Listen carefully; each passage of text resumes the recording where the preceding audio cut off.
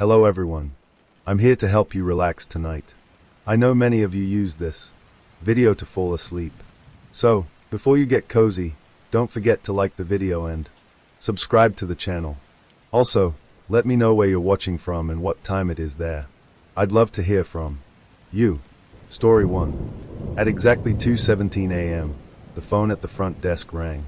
It rang once, then again, and again. Night clerk Ethan Cole stared at it from behind the empty reception counter of the Grand Harbor Hotel. The lobby was silent. Too silent. The kind of silence that only existed in hotels after midnight, when the elevators stopped moving and the hallways became long, empty tunnels of carpet and dim lights. Ethan had been working the night shift for 6 months. He had answered hundreds of late-night calls. Drunk guests asking for towels, tourists asking about breakfast, couples arguing over reservations. But something about this call felt different. The phone kept ringing. Slow, patient, like whoever was on the other end knew Ethan would eventually pick up. He swallowed and lifted the receiver. Front desk, this is Ethan speaking. For a moment there was nothing. Just static. Then a voice. Quiet. Trembling.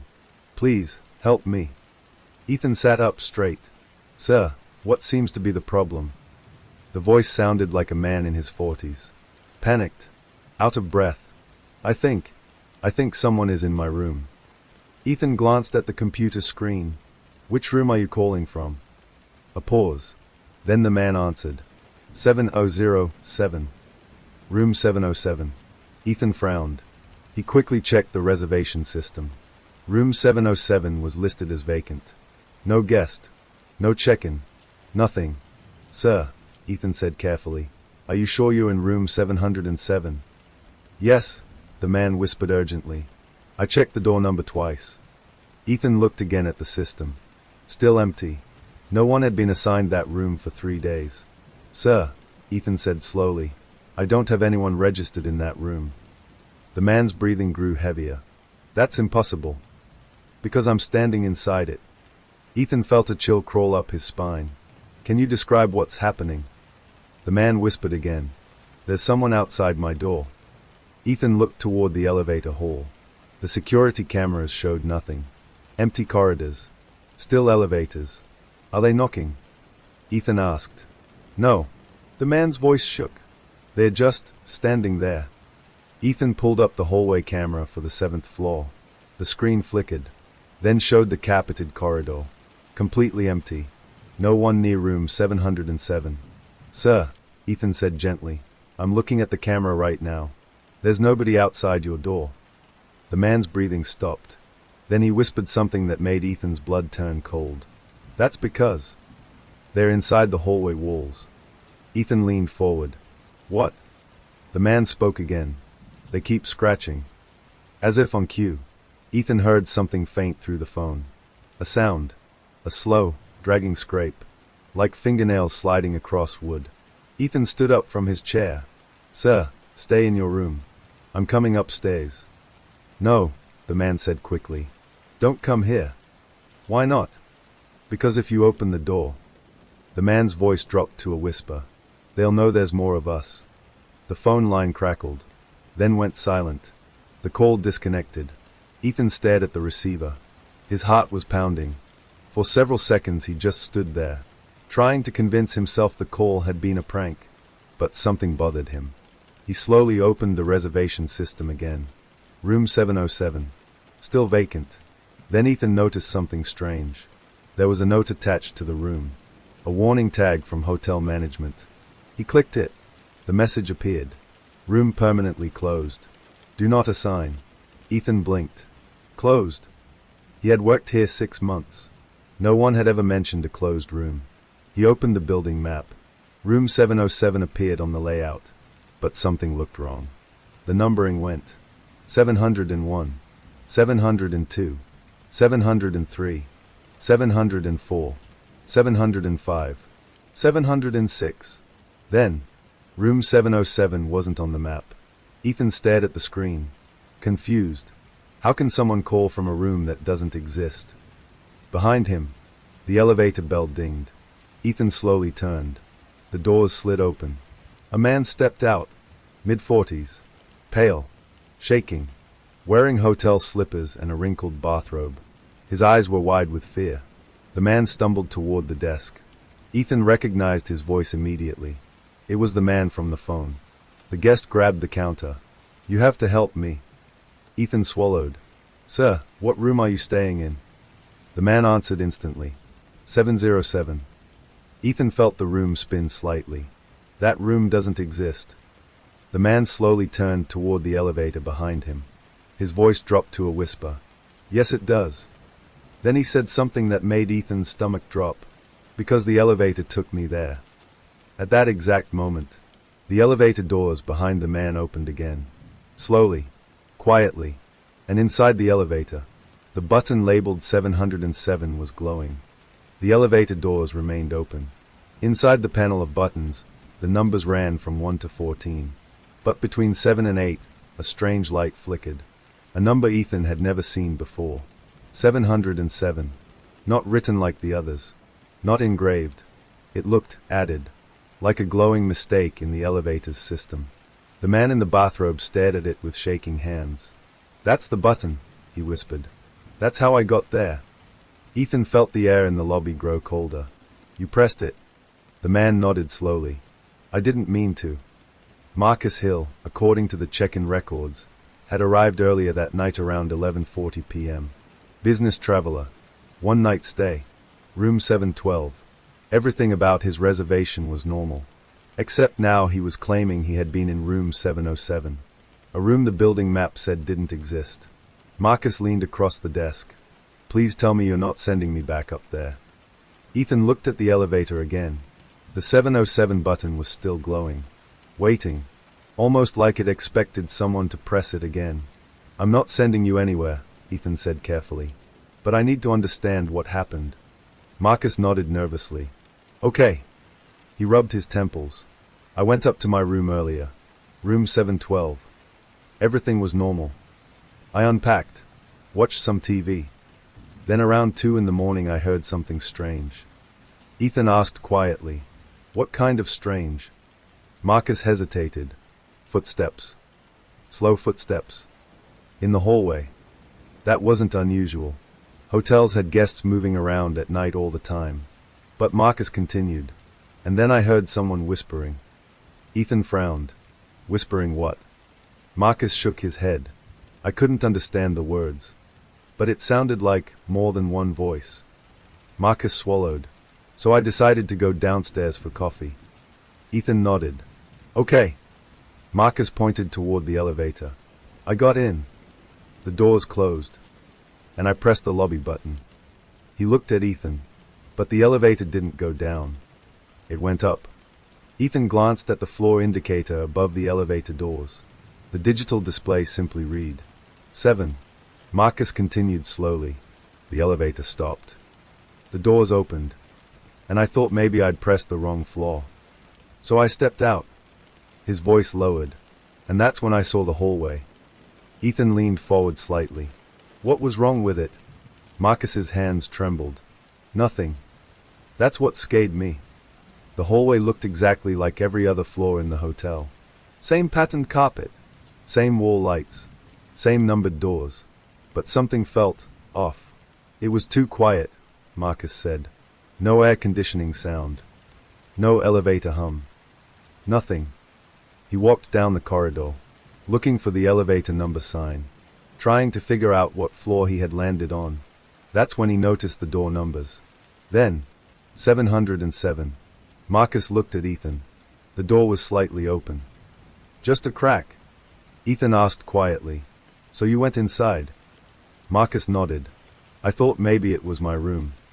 The lighting was dim, but the furniture looked the same as every other room in the hotel. Bed, desk, TV, bathroom door. Marcus rubbed his arms as if remembering the cold. But something felt wrong. Ethan asked, "What do you mean?" Marcus leaned closer. The room felt used. "Used?" Ethan repeated. Marcus nodded, like someone had lived there for a long time. There were scratches on the desk, marks on the walls, and the carpet near the bed looked worn. That was strange. All hotel rooms were cleaned daily. and refurbished every few years. They never looked lived in. Marcus continued. I was about to leave when I heard something. Ethan felt his chest tighten. What? Marcus whispered. Scratching. The sound came from inside the wall, right beside the bed. Slow, dragging, like fingernails moving through wood. Marcus stood frozen, listening. The scratching stopped. Then he heard something worse. A whisper from inside the wall. Ethan's stomach tightened. What did it say? Marcus looked directly into his eyes. It said, You're new. The lobby suddenly felt much colder. Ethan forced himself to stay calm. So you ran? Marcus shook his head slowly. I tried, but the door wouldn't open. The handle turned, but the door wouldn't move, like something heavy was pressing against the other side. Marcus whispered, and then the scratching started again. Only this time, it was behind the walls on every side of the room. Ethan felt his pulse racing. What happened next? Marcus pointed to the elevator behind him.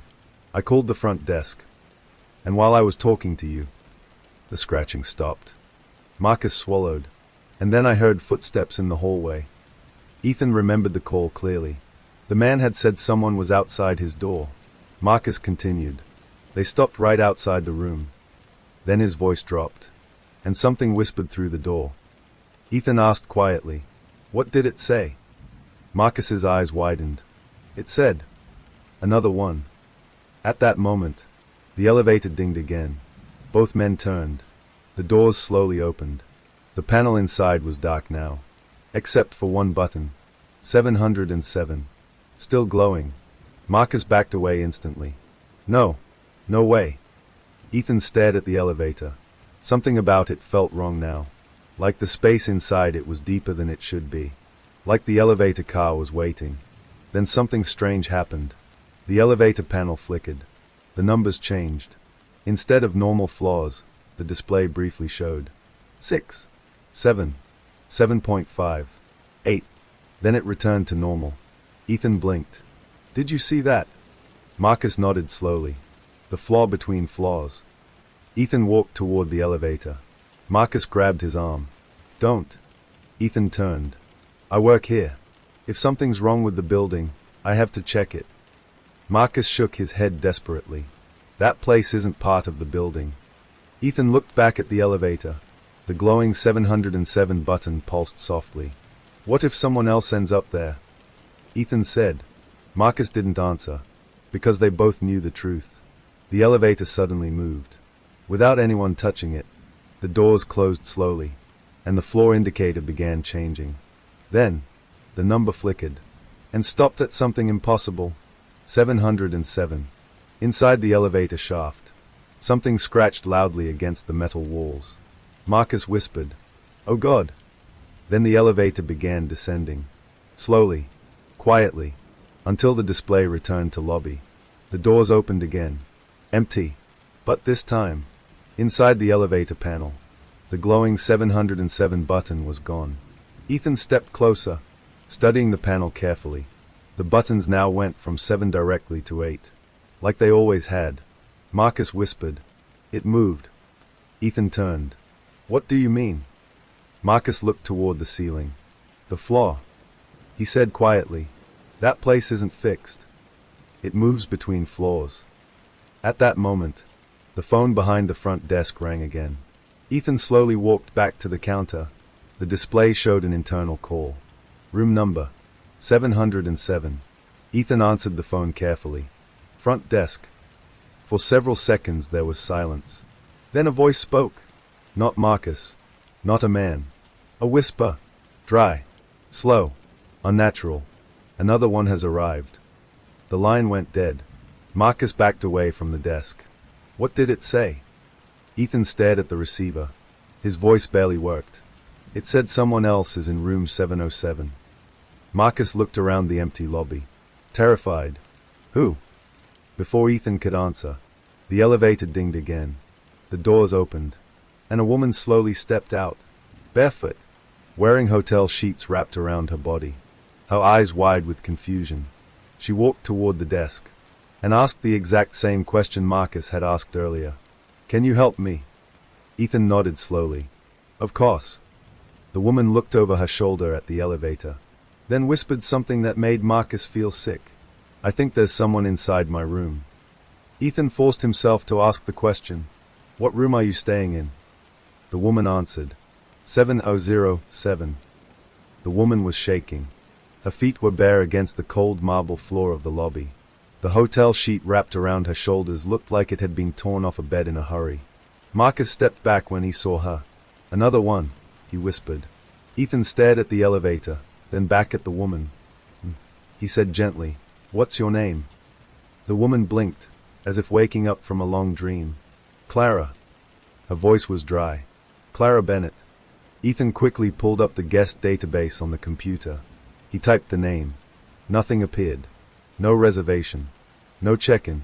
No record of anyone named Clara Bennett staying in the hotel tonight. Or this week. Or even this month. Ethan felt the same cold dread he had felt with Marcus. Another guest. Another person claiming to be from room 707. A room that did not exist. Clara looked around the empty lobby. Where is everyone? Ethan frowned. What do you mean? There were people upstairs, she said slowly. A lot of them. Marcus froze. A lot. Clara nodded. In the hallway. She hugged herself tightly. They were knocking on the walls. Ethan felt a knot forming in his chest. You were in room 707. Yes. How long? Clara looked confused. I don't know. Marcus and Ethan exchanged a look. Marcus stepped forward. When did you check into the hotel? Clara hesitated. Then she answered quietly. Yesterday. Ethan typed quickly. Still nothing. No record. No reservation. Then Clara said something that made the room go silent. I checked in 20 years ago. Marcus laughed nervously. Okay, that's not funny. But Clara wasn't smiling. Her eyes were wide. Terrified. I swear. I remember the year. 2006. Ethan slowly turned back to the computer. His fingers hovered over the keyboard. Then he opened the archived records system. The hotel kept digital records going back decades. He typed, Bennett, Clara. The system searched. Then a result appeared. Clara Bennett, check-in date, May 14, 2006. Room assignment, 707. Ethan felt his heart slam in his chest. Marcus leaned closer to the screen. That's impossible. Clara stared at the monitor. That's me. Ethan read the rest of the file.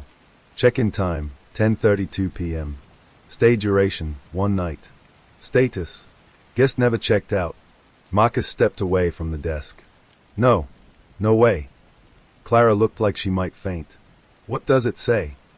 Ethan didn't know how to answer. But he forced himself. It says, you never left. The lobby suddenly felt colder. Marcus shook his head. That can't be right. Clara whispered. I thought I just got here tonight. Ethan opened more archived records. His hands trembled as he searched for something else. Room 707. The screen filled with results. Not 1. Not 10. Dozens. Guest records stretching back 40 years. Every one of them assigned to room 707. Every one marked with the same status. Guest never checked out. Marcus leaned over Ethan's shoulder. How many? Ethan scrolled slowly. 32 names. 32 missing guests. All assigned to the same room. The oldest record appeared at the bottom. Guest name, Robert Hale. Check-in date, October 3rd, 1982. Room, 707. Status, never checked out. Clara whispered. Where are they? Ethan didn't answer, because deep down, he already suspected the truth. They were still there, inside the room. Marcus paced the lobby. This is insane. This is some kind of computer error. Ethan shook his head slowly. No. He pointed at Clara. She's standing right here. Marcus had no reply. Clara stepped closer to the desk. Can you show me the list? Ethan turned the monitor. She scanned the names slowly. Her eyes widened. I remember some of these people. Marcus froze. What? Clara pointed to a name. David Lang. He was in the room next to mine. Another name. Maria Torres. She said the walls were moving. Marcus felt his stomach turn. You met them? Clara nodded. They were all stuck there. Ethan felt his pulse racing. Stuck where? Clara looked toward the elevator. Her voice trembled. In the hallway between floors. Marcus whispered, the floor between floors. Clara nodded slowly. Every time someone pressed the elevator button, another door appeared. Ethan leaned forward. What kind of door? Clara's face went pale. The kind that leads to room 707. The elevator dinged again. All three of them turned instantly. The doors opened. But no one stepped out. The elevator was empty. Except for one thing. A small folded piece of paper on the floor of the elevator car. Ethan walked toward it slowly. Marcus grabbed his arm. Don't go in there. But Ethan stepped inside anyway. The elevator felt colder than the lobby. He bent down and picked up the paper. It was old. Yellowed. Like it had been there for years. Ethan unfolded it carefully.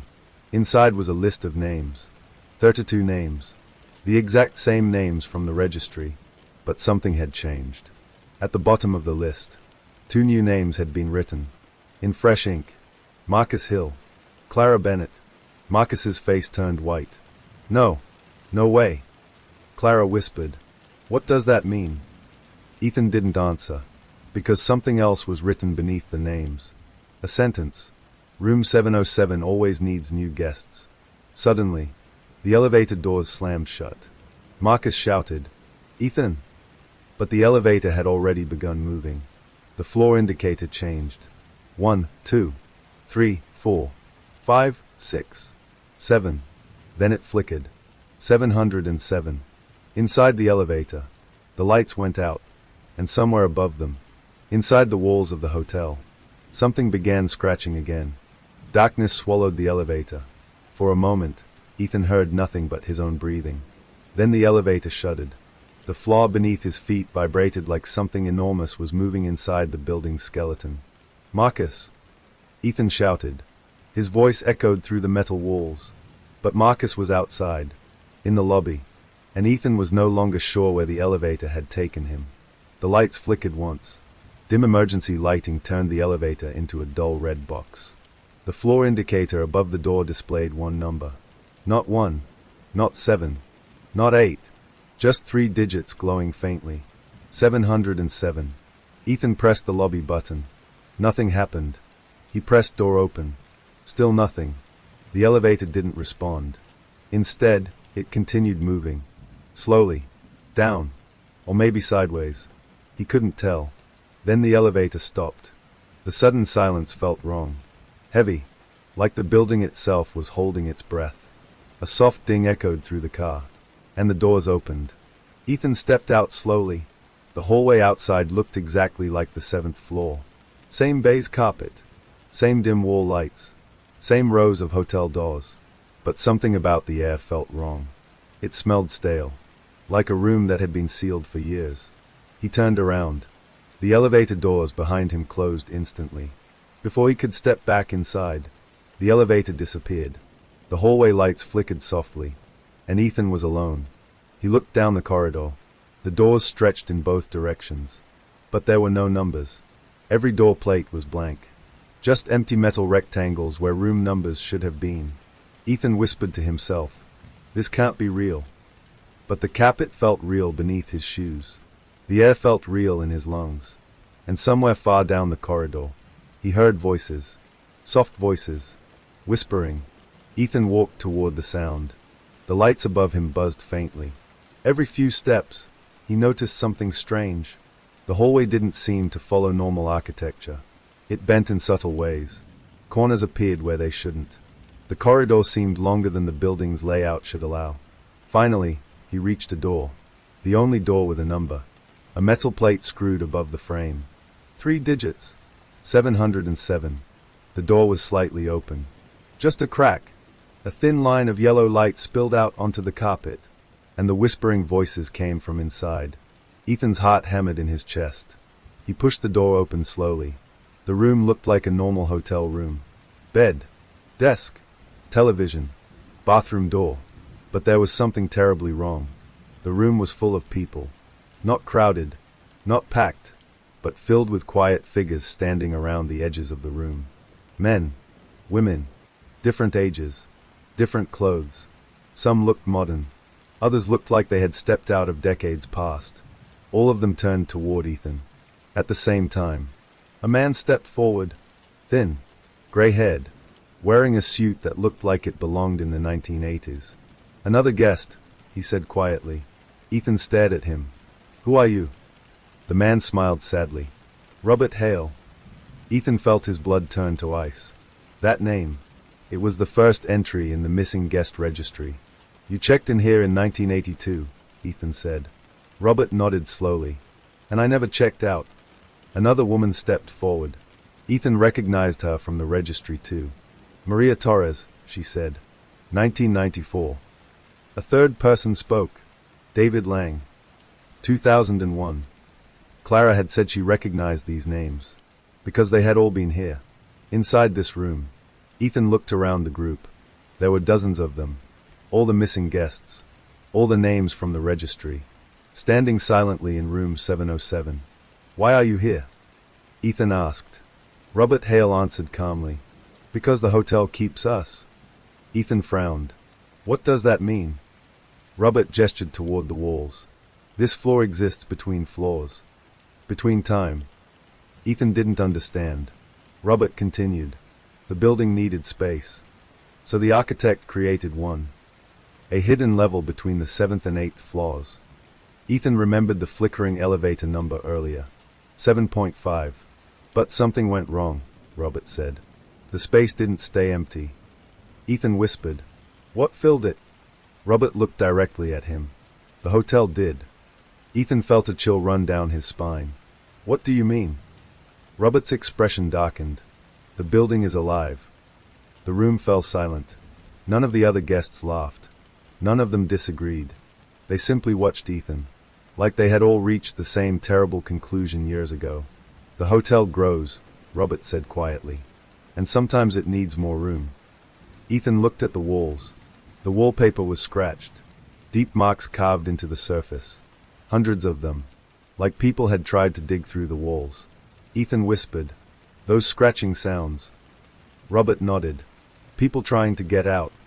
Ethan turned toward the door. "I'm leaving." Robert shook his head gently. "You can't." Ethan stepped toward the hallway anyway, but the door wouldn't open.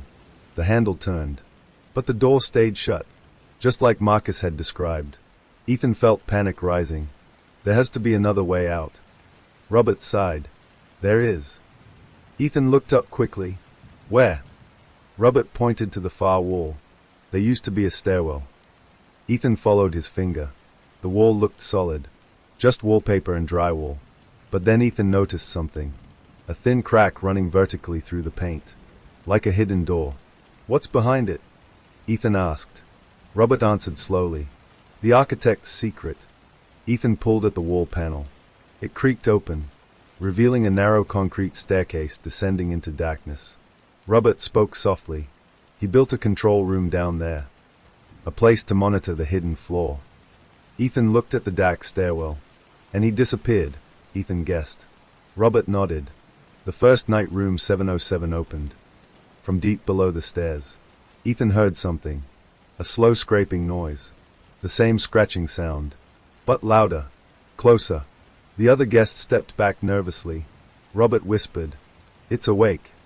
Ethan turned. "What is?" Robert's voice trembled. "The thing that lives in the walls." Suddenly, a loud bang echoed through the room. The walls shuddered. The scratching exploded into frantic noise, like dozens of hands clawing through the drywall. The lights flickered violently. Dust rained from the ceiling, and something inside the wall began pushing outward. The wallpaper bulged, as if something large was trying to force its way into the room. Clara screamed from behind Ethan.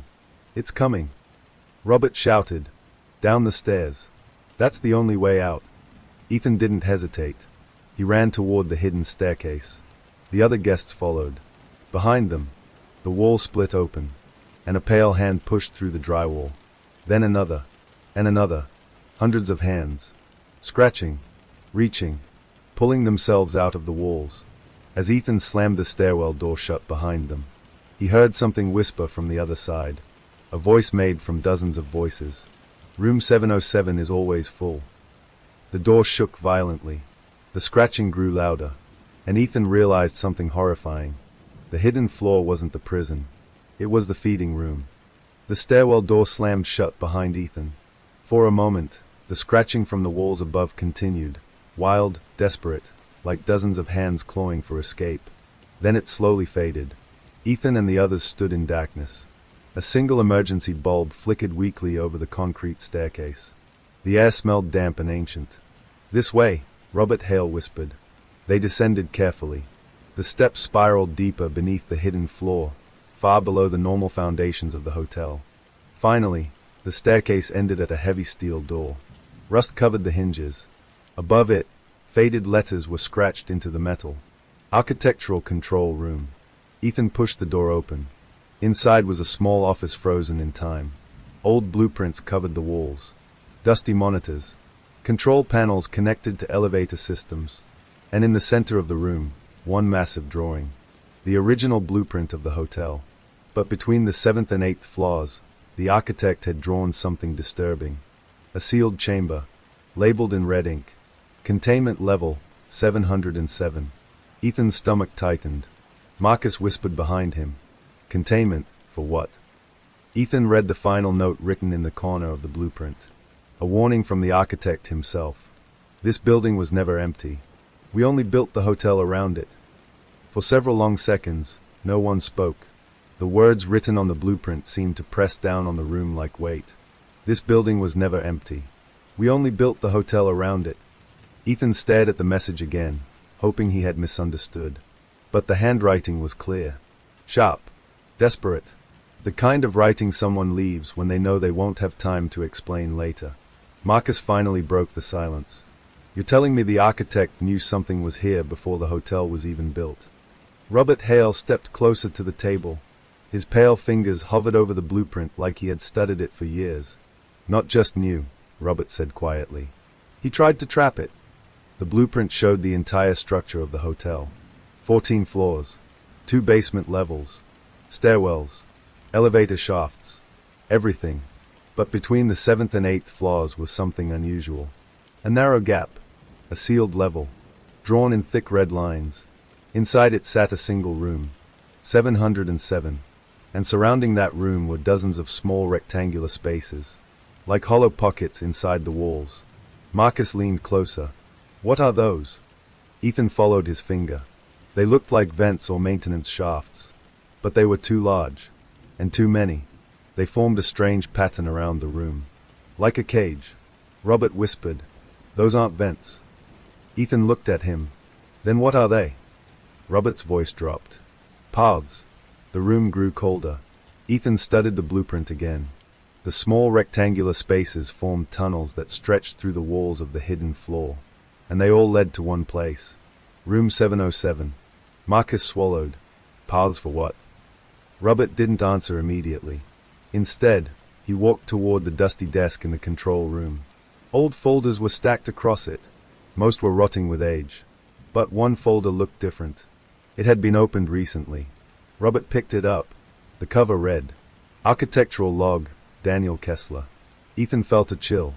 "The architect," he said. Robert nodded. He kept records. Ethan opened the folder.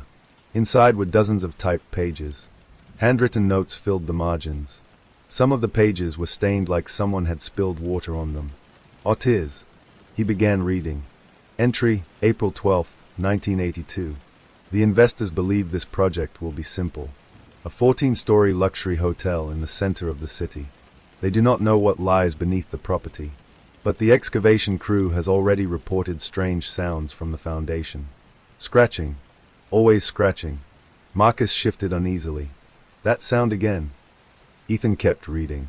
Entry, May 3, 1982. The workers refuse to continue digging. They claim the ground is hollow. At night they hear movement beneath the concrete. One man said the walls were breathing. I told them it was air pressure. But I know better. Ethan turned the page. The handwriting in the margins became more frantic. Entry, June 18, 1982. We broke through today. There was an empty chamber beneath the soil. Not natural. Perfectly smooth walls. Too old to explain. Something had been living in that space long before this city existed. Marcus whispered, "This is insane." Robert shook his head slowly. "No. It explains everything." Ethan continued reading. Entry, July 2nd, 1982. The chamber cannot be destroyed. Every attempt to fill it collapses. The concrete cracks. The steel bends. Something pushes back. Ethan's pulse quickened. He flipped to the next page. Entry, August 14th, 1982. I have redesigned the building. Instead of destroying the chamber, we will contain it. The blueprint page attached to the entry showed the first design of the hidden floor. Room 707. Built directly above the underground chamber. Surrounded by thick reinforced walls. And the tunnels. Marcus pointed again. The paths. Robert nodded slowly. Exactly. Ethan read the next entry. Entry, September 9th, 1982. Containment level complete. Room 707 is ready. The tunnels inside the walls will guide the movement toward the central chamber. If the thing beneath the hotel attempts to rise, it will be drawn into the room. Marcus looked confused. Why would it go there? Robert answered quietly. Because the room is bait. Ethan felt his stomach twist. Bait? Robert nodded. The architect created a place it would want. Ethan whispered. A place with people. No one spoke, because the truth had become obvious. Room 707 wasn't a prison. It was a trap, and the guests were the bait. Ethan turned to the final pages of the log. The last entries were messy, written quickly, like the architect had been running out of time. Entry, October 3rd, 1982. First guest assigned to room 707. Robert Hale. Robert's eyes darkened. I remember that night. Ethan looked at him. What happened? Robert swallowed slowly. I heard scratching inside the walls. Ethan looked back at the page.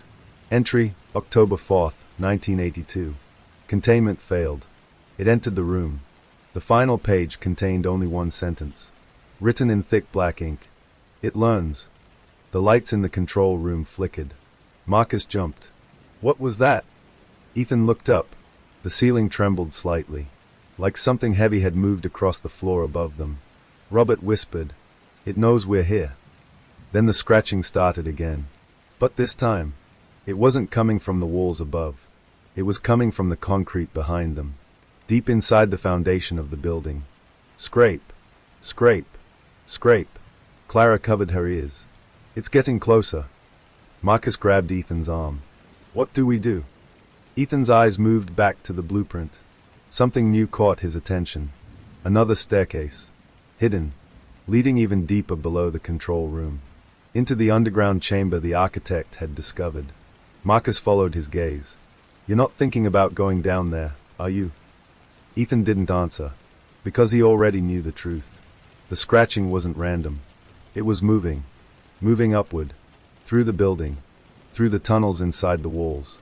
Toward room 707. Toward the hidden floor. Toward them. Robert said quietly, "If it reaches the room again, it will grow stronger." Ethan looked at him. "How do you know?" Robert's voice trembled. "Because every time someone disappears, the scratching gets louder." The concrete wall behind them cracked suddenly. A thin line split across the surface. Dust fell to the floor. Marcus backed away in horror. "It's coming through." Ethan grabbed the blueprint. "There might still be a way to stop it." Marcus shouted. "How?" Ethan pointed to the underground chamber on the map. "The architect tried to trap it from above." Marcus stared at him. "You want to trap it from below?" Ethan nodded slowly. "If we seal the chamber, it can't reach the hidden floor." Robert looked toward the deeper staircase. "That place is where it started." Ethan took a breath. "Then that's where we end it." Behind them, the concrete wall bulged outward, like something enormous was pressing from the other side. The scratching turned into violent pounding. Marcus whispered, "We're out of time." Ethan grabbed the flashlight from the desk. He looked at the staircase descending into darkness. The entrance to the underground chamber. The place where the architect had first discovered the thing beneath the hotel. "Let's go," Ethan said. As they stepped onto the staircase, the wall behind them exploded open, and something long and pale slid through the crack. A hand, but not human. Too many fingers, too many joints, clawing across the floor, searching. The lights went out, and the scratching followed them down into the darkness. The staircase descended into complete darkness. Ethan moved first, gripping the flashlight tightly as its narrow beam cut through the black air. Behind him came Marcus, Clara, and the others. Robert Hale followed last. Above them, the broken wall in the control room still echoed with scratching. The thing had entered the building, and it was searching. The stairs spiraled downward far longer than Ethan expected. 10 steps, 20, 50, 100. Still the staircase continued. The deeper they went, the colder the air became. Not the normal chill of a basement. Something older, something buried for centuries. Marcus whispered behind Ethan. "How deep does this go?" Ethan checked the blueprint he carried, but the lowest level of the drawing ended exactly where the control room had been. The staircase beneath it wasn't on the plan. "That's not possible," Ethan muttered. "What?" "This staircase wasn't designed by the architect." Marcus swallowed. "Then who built it?" Ethan didn't answer, because the truth felt obvious. This staircase had been here before the hotel. Finally, the steps ended. They stood before a massive stone doorway. Not modern construction. Not concrete. Not steel. Stone. Ancient stone. The surface was carved with symbols worn smooth by time. Clara whispered, "This place looks old." Robert nodded. "Older than the city." Ethan pushed the door. It opened slowly with a deep grinding sound, and the chamber beyond swallowed the light. The flashlight beam revealed something enormous. The underground chamber stretched wider than the entire hotel above. A massive cavern of smooth stone walls and vaulted ceilings. At the center stood a circular pit. Black. Bottomless. The air inside the chamber felt heavy. Thick. Like breathing inside a cave that had been sealed for centuries. Marcus stepped forward slowly. "This can't be real." Ethan scanned the chamber. Then the beam of his flashlight landed on something unexpected. Metal structures. Modern equipment. Cameras. Control panels. Thick cables running across the floor. Robert whispered, "The architect came down here." Ethan approached the equipment. Most of it was destroyed. Screens shattered. Panels ripped open. But one monitor still flickered weakly with static. He wiped dust from the control panel and pressed a button. The screen brightened. An old video recording appeared. The image was grainy. Black and white. A man stood in front of the camera. Thin. Nervous. Eyes filled with exhaustion. Daniel Kessler. The architect. The recording crackled to life. Kessler looked straight into the camera. "If anyone finds this, then containment has already failed." Marcus whispered, "That's him." Ethan watched the screen carefully. Kessler continued speaking. "When we discovered the chamber beneath the foundation, we believed it was an abandoned structure. But it wasn't. It was a nest." Clara covered her mouth. "A nest." Kessler nodded slowly on the recording. "We never saw the creature directly. But we heard it, moving beneath the stone. Scratching. Learning." Marcus whispered, "The same scratching." The video crackled. Kessler's voice became shakier. "It does not hunt like animals. It studies. It watches. And it builds." Ethan looked around the chamber again. The ancient stone walls. The endless tunnels carved into the rock. The unnatural symmetry of the cavern. Marcus followed his gaze. "You think it built this?" Robert answered quietly. "Or something like it." The recording continued. "We designed room 707 to trap it. To give it a place where it would gather. But we misunderstood something." Kessler's voice broke. "It doesn't just live in the walls. It becomes the walls." The screen suddenly filled with static. Then the image returned briefly. But Kessler wasn't standing calmly anymore. He was running. The camera shook violently. Behind him, the darkness of the chamber moved. Not like a shadow, like a living thing crawling across the walls. Kessler shouted into the camera, "It's inside the building now." The video ended. The monitor went black. For a long moment, no one spoke. Marcus finally whispered, "So, the hotel didn't trap it." Robert shook his head slowly. No. The hotel gave it a body. A loud cracking sound echoed through the chamber.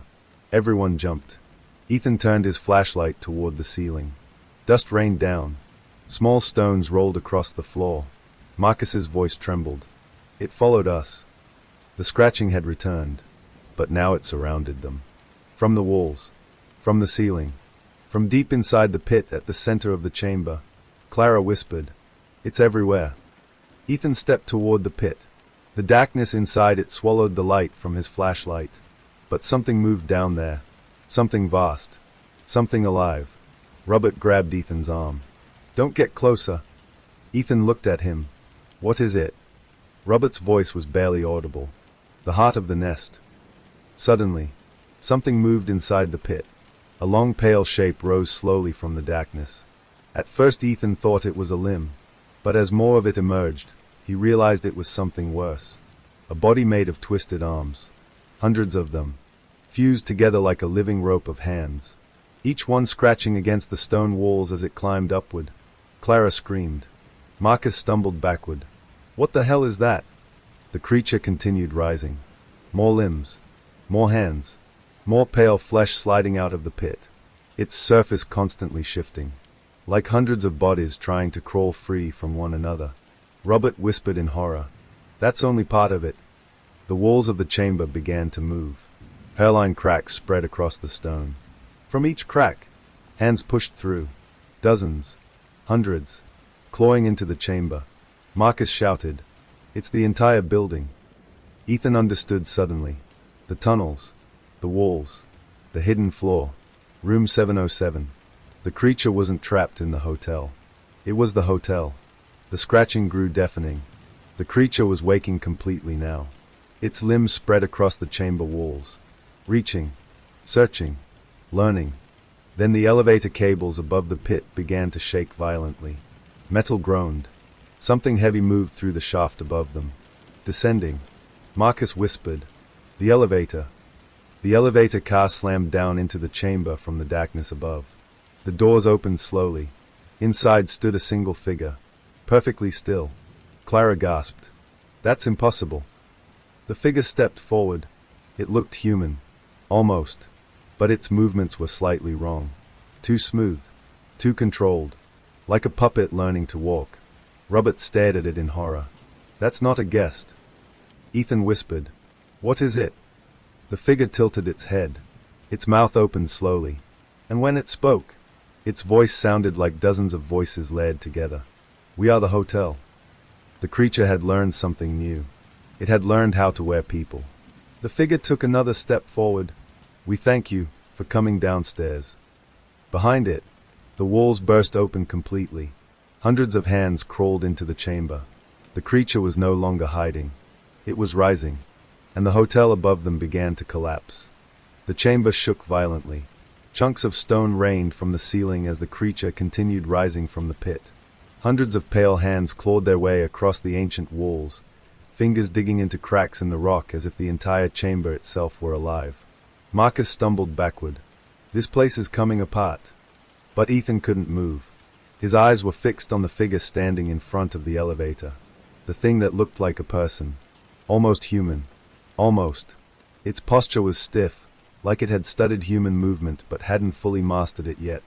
Its head tilted slowly to one side. Watching them. Learning them. Then it smiled. The expression was wrong. Not malicious. Not friendly. Just experimental. Like it was trying on a face. "We are the hotel," the figure repeated. Its voice layered over itself like dozens of whispers speaking at once. Ethan took a careful step forward. "What are you?" The figure's eyes flickered. "We are what was here before." Its voice echoed through the chamber. "We are what grew beneath the ground while your cities were still forests." Behind it, the creature continued climbing from the pit. More limbs. More hands. More pale bodies fused together into something that should not exist. Clara gasped. "It's endless." Robert Hale whispered, "It's been growing for centuries." The figure took another step toward them. The movement was smoother now. More confident. "We learned from you." Marcus stared at it. "What does that mean?" The figure raised one hand slowly. Its fingers stretched slightly too long. We learned voices. We learned names. We learned how to be seen. Ethan's stomach dropped. You're copying people. The figure smiled again. We are becoming people. The walls of the chamber trembled. Cracks spread across the ancient stone as more hands pushed their way through. The creature was no longer hiding. It was unfolding. Marcus looked around in panic. The whole building is moving. Ethan realized he was right. The cables from the elevator shaft shook violently. The foundation above them groaned like metal under enormous pressure. The creature wasn't just inside the hotel. The hotel had become part of it. Robert suddenly stepped forward. You've been taking the guests. The figure turned its head slowly toward him. Yes. Robert's face hardened. For 40 years. Yes. Robert's voice shook. You used us. The figure's eyes flickered again. Used and learned. Behind them, the staircase leading back to the control room cracked open. Dust poured down the steps. Marcus shouted. The floors above us are collapsing. Clara grabbed Ethan's arm. We have to get out. But Ethan shook his head. No. Marcus stared at him. What do you mean no? Ethan pointed toward the pit. That thing isn't trapped anymore. The creature's massive body continued rising, filling the chamber with writhing pale limbs. If it gets out of the hotel, Ethan continued, it won't stop. Robert whispered. He's right. The figure stepped closer again. It was only a few feet away now. Up close, Ethan could see something disturbing. Its skin wasn't smooth. It shifted slightly. Like hundreds of tiny shapes were moving beneath the surface. Faces. Half-formed. Half-remembered. Guessed the creature had absorbed. Marcus noticed too. Oh my God. The figure looked pleased. You see. We are learning to be you. Clara whispered. That's not learning, that's stealing. The figure tilted its head again. Stealing is a human word. Suddenly the ground beneath them shook harder than before. The pit exploded upward. A massive section of the creature surged into the chamber. A towering mass of limbs and bodies twisting together like a living tower. Marcus screamed. It's coming out. Ethan turned back toward the control equipment scattered around the chamber. The architect's machines. The cables. The broken monitors. He remembered something from the blueprint. The containment system. The architect had built the hidden floor to trap the creature from above. But the equipment down here had another purpose. Emergency collapse. Ethan ran to the control panel. Dust covered the switches, but the labels were still readable. Foundation lock. Structural seal. And one final switch, covered with a metal safety plate. Chamber purge. Marcus ran over. What are you doing? Ethan flipped the safety plate open. If the architect couldn't trap it. Marcus's eyes widened. You're going to bury it. Ethan nodded. This chamber was built beneath the entire building. If it collapses. Robert finished the sentence quietly. It will seal the creature underground again. Clara stared at him. And us with it. Behind them, the creature rose higher. Its mass reached the ceiling of the chamber. Hundreds of arms slammed against the stone. The figure near them began walking faster now. Its movements almost normal. Almost human. You must not do this, it said. Ethan looked at the switch. His hand trembled. Marcus grabbed his shoulder. Ethan, if you pull that, we're dead. Ethan's voice was calm. If we don't, everyone above us is. The creature's massive body slammed into the walls again. The chamber cracked open. Stone shattered. The creature was breaking free. The figure suddenly lunged toward Ethan. Too fast. Clara screamed. Robert tackled the creature before it reached him. The two crashed into the floor. But Robert's body began sinking into the creature's skin instantly. The flesh rippled like liquid. Robert screamed. It's absorbing me. Ethan looked down at the switch. Marcus shouted. Do it. Robert looked at Ethan one last time. And nodded. Ethan pulled the lever. For 1 second nothing happened.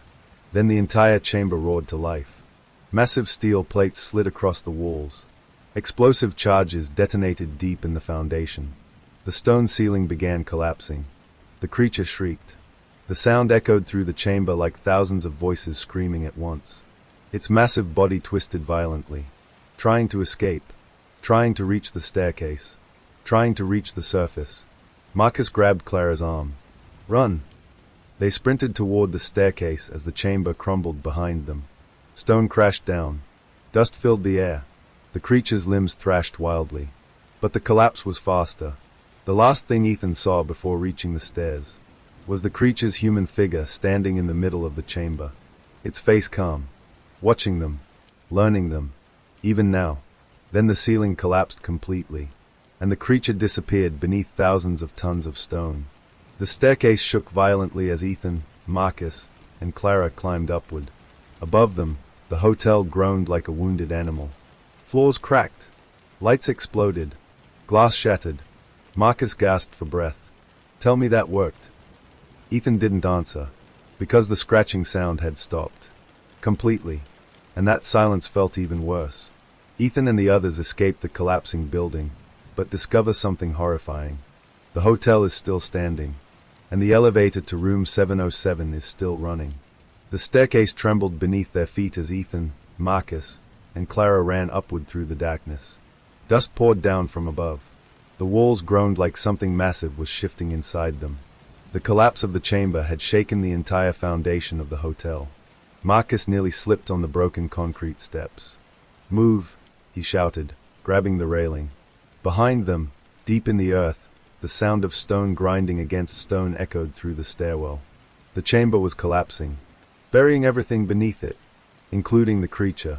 At least, that's what Ethan hoped. They reached the control room door and pushed through it. The room looked worse than before. The cracked wall where the creature's hand had broken through had widened into a jagged hole. Chunks of concrete littered the floor. Marcus slammed the door behind them. The scratching sounds were gone now. Completely gone. Only the rumbling of the collapsing foundation remained. Clara leaned against the wall, breathing hard. Tell me we stopped it. Ethan stared down the staircase. The darkness below had swallowed the chamber. We buried it, he said quietly. But I don't know if that means it's gone. The building shuddered again. The ceiling lights flickered violently. Marcus looked toward the stairwell leading back to the hidden floor. We need to get out of this place. No one argued. They climbed the stairs quickly, moving past the control room and back toward the hidden level between the 7th and 8th floors. The hallway outside the stairwell looked different now. Damaged. The walls were cracked. Sections of drywall had split open. The long corridors of the hidden floor looked like they had aged decades in a matter of minutes. Clara stepped carefully over a broken ceiling tile. Room 707 should be right there. She pointed down the hall. The door still stood at the end of the corridor, exactly where it had been before. Untouched. Marcus frowned. That door should have collapsed. Ethan felt a chill crawl up his spine. Everything else on the floor had been damaged by the collapse below. But room 707 looked perfectly intact. The door slowly creaked open. On its own. None of them touched it. Marcus whispered. Okay, that's not good. Inside the room, the lights flickered on. The soft yellow glow spilled into the hallway. The same normal hotel room they had seen before. Bed. Desk. Closet. Bathroom door slightly open. Perfectly ordinary. Clara whispered. That room doesn't belong here. Ethan stepped forward slowly. Marcus grabbed his arm. You're not going back in there. Ethan looked at the doorway. I have to know something. What? If the creature survived. Marcus sighed. Of course you do. They entered the room together. Everything inside looked exactly as it had earlier. Untouched. Unbroken. The bed was still made neatly. The television still sat on the dresser. The air inside the room felt warm. Comfortable. Clara whispered. This place feels alive. Ethan moved toward the bathroom. He pushed the door open slowly. Inside was the same narrow space. White tiles. Mirror above the sink. But something had changed. The mirror was cracked now, and written across the glass with long, dragging scratches were 3 words. We are learning. Marcus stepped back. Oh hell no. The lights flickered again. The television suddenly turned on. Static filled the screen. Then an image appeared. Security footage. From the hotel lobby. Ethan stepped closer to the TV. What is that? Marcus leaned in. The footage looked recent. The front desk. The revolving door. The elevator bank. And people. Guests walking through the lobby. Completely normal. Clara whispered, but the hotel is supposed to be empty. Marcus nodded slowly. Not anymore. The camera angle changed. Now it showed the elevators. One of them opened. A man stepped out. He looked around the lobby calmly, adjusted his jacket, then walked toward the front desk. Ethan felt his stomach twist. Because the man looked familiar. Marcus noticed too. Wait. That guy. Clara's voice trembled. That's Robert. The three of them stared at the screen. Robert Hale. The man who had been pulled into the creature's body in the underground chamber. The man who should have died when the chamber collapsed. But the man in the lobby looked completely fine. Perfectly human. He even smiled at the receptionist. Marcus whispered, "That's impossible." Ethan shook his head slowly. "No, not impossible." Clara looked at him. "What do you mean?" Ethan pointed at the screen. "Remember what the creature said." Marcus finished the sentence quietly. "We are learning to be you." The screen flickered again. Another camera view appeared. This time from a hallway. The man who looked like Robert was walking toward an elevator. He pressed the button. The doors opened. Inside the elevator, a familiar number glowed on the control panel. 7. But there was another button below it. A button that shouldn't exist. Marcus leaned closer. "What floor is that?" The number was faint, but still readable. 707. The elevator doors closed. The camera feed cut to black. The television turned off by itself. The room fell silent. Clara whispered, "It survived." Marcus shook his head slowly. "No, it evolved." The hallway outside room 707 creaked. Footsteps echoed faintly through the hidden floor. Slow. Careful. Someone walking down the corridor. Ethan stepped toward the door. Marcus grabbed him. "Don't." But Ethan already knew. If the creature had learned to wear people, then it wasn't trapped underground anymore. It had found another way out. The footsteps stopped outside the room. A shadow appeared beneath the door. Someone standing in the hallway. Waiting. Listening. Then a calm voice spoke through the door. A voice that sounded perfectly human. But Ethan recognized it instantly.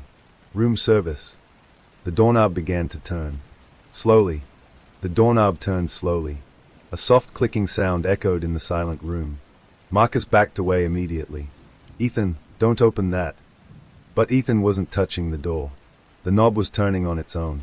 The footsteps outside had stopped. Whoever stood in the hallway was waiting. Listening. Learning. The door creaked open a few inches. The hallway beyond was dimly lit by flickering emergency lights. A man stood outside, dressed in a hotel uniform. Black vest.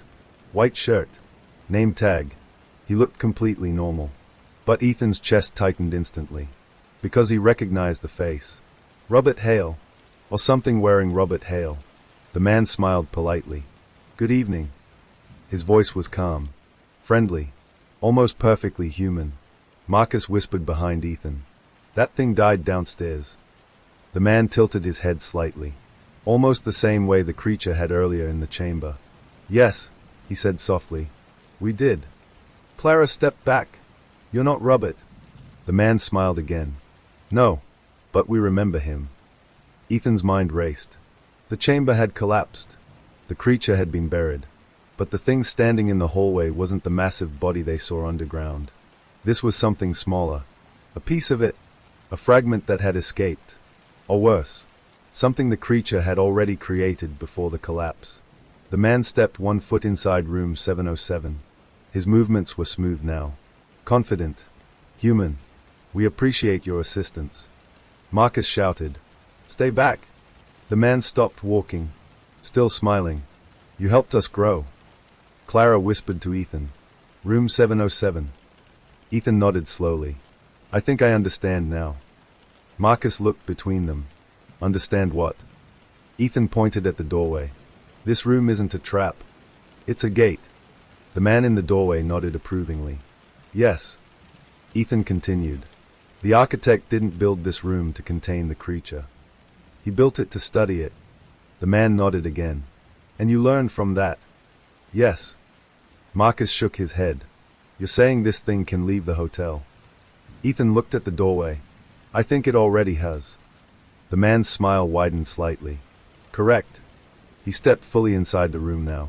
And when he did, the hallway behind him changed.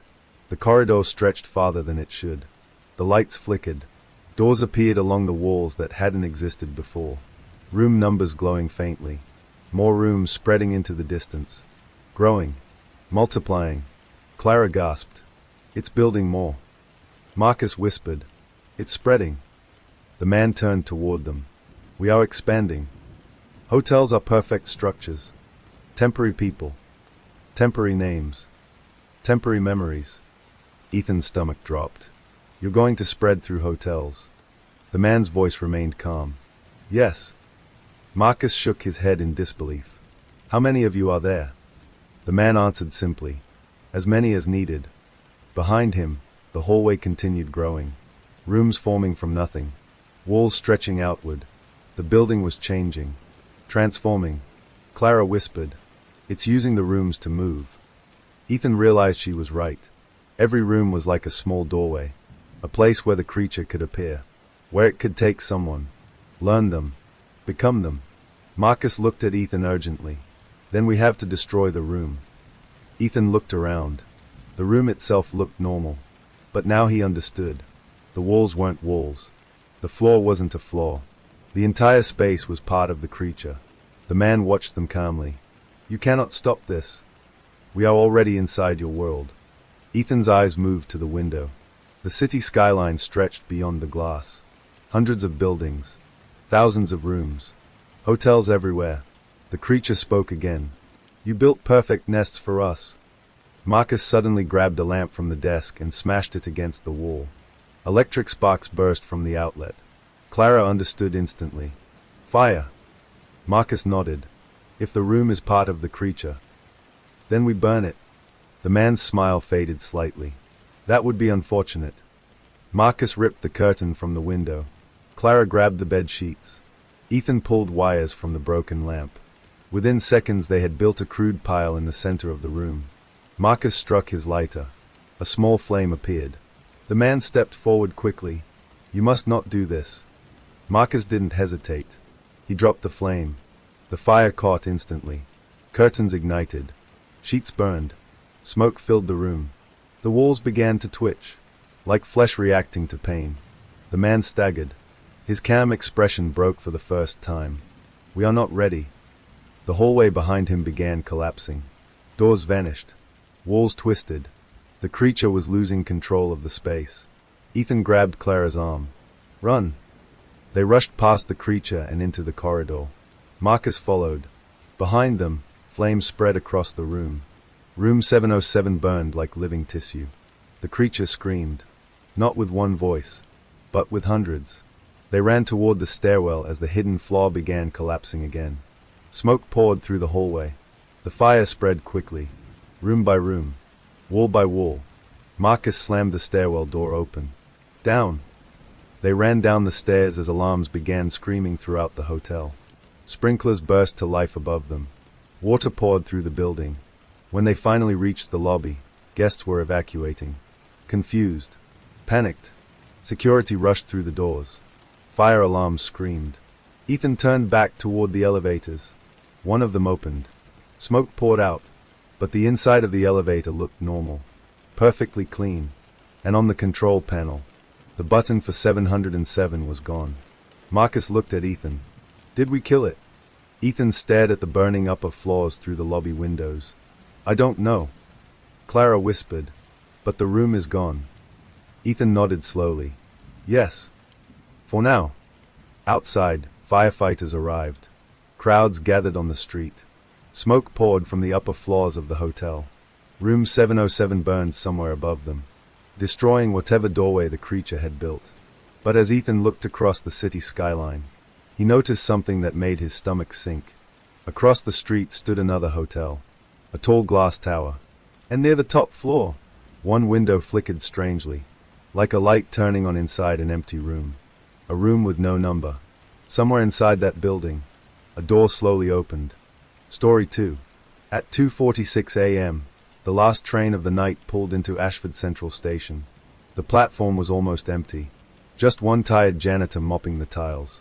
a security guard scrolling through his phone, and Noah Carter, the night shift train operator, waiting inside the driver's cabin. The doors opened with a mechanical hiss. 2 passengers stepped out. No one stepped in. That was normal. At this hour, the subway system was practically dead. Noah checked the monitor beside him. Final route, line 7. Last stop, Westbrook Terminal. Everything looked routine. He closed the doors and pushed the control lever. The train rolled forward into the dark tunnel. Noah had worked this route for 8 years. He knew every curve in the tracks, every signal light, every station. Ashford Central, Grant Street, Lincoln Market, Park Row, Westbrook Terminal. 5 stops, 23 minutes. Then he went home. Simple, predictable, boring. The train passed Grant Street Station without stopping, closed for maintenance at night. The platform lights were off, just a dark blur through the window. Noah didn't think about it. He kept the train moving. 3 minutes later the train slowed for Lincoln Market Station. No passengers were waiting there either, but the schedule required a stop. The doors opened. Silence. No footsteps. No voices. No one boarding. Noah checked the camera monitor. The empty platform stretched under pale yellow lights. Except for one thing. A bench near the far wall. Someone was sitting there. Noah leaned closer to the screen. It looked like a woman. Long dark hair. White coat. She wasn't moving. Just sitting. Facing the tracks. Noah pressed the intercom. Last train. Are you boarding? No response. The woman didn't move. Didn't look up. Didn't even blink. Noah frowned. The doors had already been opened 20 seconds. Too long. He pressed the button to close them. The train began to move again. As it left the station, Noah glanced back at the camera feed. The woman was gone. The bench was empty. Probably walked off, Noah muttered. Still, something about it bothered him. But the train was already entering the next tunnel. 2 minutes later he checked the route display again. And froze. The screen showed something new. A station name he had never seen before. Next stop, Hollow Platform. Noah frowned. That's not on line 7. He checked the printed route chart taped beside the control panel. Grant Street. Lincoln Market. Park Row. Westbrook Terminal. No hollow platform. The train slowed automatically. Noah grabbed the radio. Control, this is train 7N. I've got an unknown stop on my system. Static filled the speaker. Then a voice responded. But it wasn't the dispatcher. It was a whisper. Please stop the train. Noah pulled the radio away slowly. Control. No answer. Just static. The train continued slowing. The tunnel lights flickered outside the window. Then something appeared ahead. A platform. Noah's stomach dropped. There was no station here. He had driven this tunnel hundreds of times. There was nothing between Lincoln Market and Park Row. Just empty track. Solid concrete. But now a platform existed. Dim lights. Old tiles. A faded station sign. The train stopped automatically. The doors opened. The station sign read, Hollow Platform. Noah stared at it, confused, uneasy, because the station didn't look abandoned. It looked old, like it had been closed for decades. Dust covered everything. The lights flickered weakly. And standing on the platform, waiting for the train, were people, dozens of them, silent, still, watching the train. Noah leaned toward the microphone. Passengers, this stop is not part of the route. None of them moved. None of them blinked. Then one of them stepped forward, a man in an old subway uniform. The kind conductors wore 30 or 40 years ago. He walked slowly toward the driver's cabin window. Noah felt a chill run through his spine, because the man's face looked pale, too pale, and his eyes looked empty, like glass. The man tapped on the window. 3 slow knocks. Then he smiled, and spoke words Noah could hear through the glass. You're not supposed to stop here. Behind him, all the people on the platform turned toward the train at the same time, and the doors were still open. The doors of the train remained open. Noah's hands hovered over the control panel, frozen. Outside the driver's cabin window, the man in the old subway uniform stared at him with that same unnatural smile. Behind him, dozens of silent figures waited on the platform. None of them blinked. None of them moved. They simply watched. Noah forced himself to breathe. Okay, this isn't real, he muttered. Maybe the system had glitched. Maybe the train had somehow stopped at an unfinished station. Maybe those people were workers. Maintenance crews. Night staff. Anything but what his mind was starting to imagine. The man outside the window tapped the glass again. 3 slow knocks. The sound echoed inside the cabin. Noah grabbed the radio. Control, this is train 7N. I need confirmation on an emergency stop. Static crackled through the speaker. For several seconds there was nothing. Then the dispatcher's voice came through. Clear. Normal. Train 7N, this is Control. Go ahead. Relief flooded Noah's chest. Control, my system shows a station called Hollow Platform between Lincoln Market and Park Row. I need verification. There was a pause. A long one. Then the dispatcher answered carefully. Repeat that name. Noah glanced at the station sign outside the window. Hollow Platform. Silence returned to the radio. Not static. Just silence. Outside the train, something changed. The people on the platform moved. Just slightly. Their heads tilted. Listening. Noah lowered his voice. Control. The dispatcher returned, but his tone had changed. Tight. Uneasy. Train 7N, you are not supposed to stop there. Noah stared at the control panel. I didn't stop it. The train did. Listen carefully, the dispatcher said. You need to close your doors and continue to Park Row immediately. Noah looked back out the window. The man in the old uniform was still smiling. Still staring. Control, Noah said slowly. There are people on the platform. Another pause. Then the dispatcher whispered something Noah barely heard. That's not possible. One of the passengers outside stepped forward. A woman wearing an old dress. The kind people wore in the early 1990s. Her hair hung over her face. She raised one hand slowly and waved. Noah felt a cold knot tighten in his stomach. They are moving, he said into the radio. Control, they are looking at me. The dispatcher's breathing grew louder through the speaker. Train 7N, do not let them board. The man outside the window leaned closer.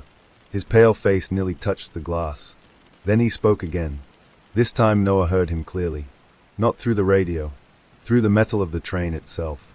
You already stopped. Behind him, the crowd began walking toward the train. Slow. Silent. Noah slammed the door close button. Nothing happened. The doors stayed open. His heart started pounding. Control, the doors aren't responding. Override them, the dispatcher shouted. Noah pulled the emergency lever. Still nothing. The train controls weren't responding at all. The first passenger stepped onto the train. The woman in the old dress. She walked through the doorway without making a sound. Her shoes didn't even echo on the floor. Another followed. Then another. Then another. Within seconds, a line of silent passengers began entering the subway car. Each one dressed differently. Different decades. Different styles. Some looked like commuters. Some looked like construction workers. Some wore clothing that hadn't been common for 30 years. Noah whispered, Control, they are boarding. The dispatcher's voice cracked. No, no, no. The man in the old subway uniform stepped onto the train last.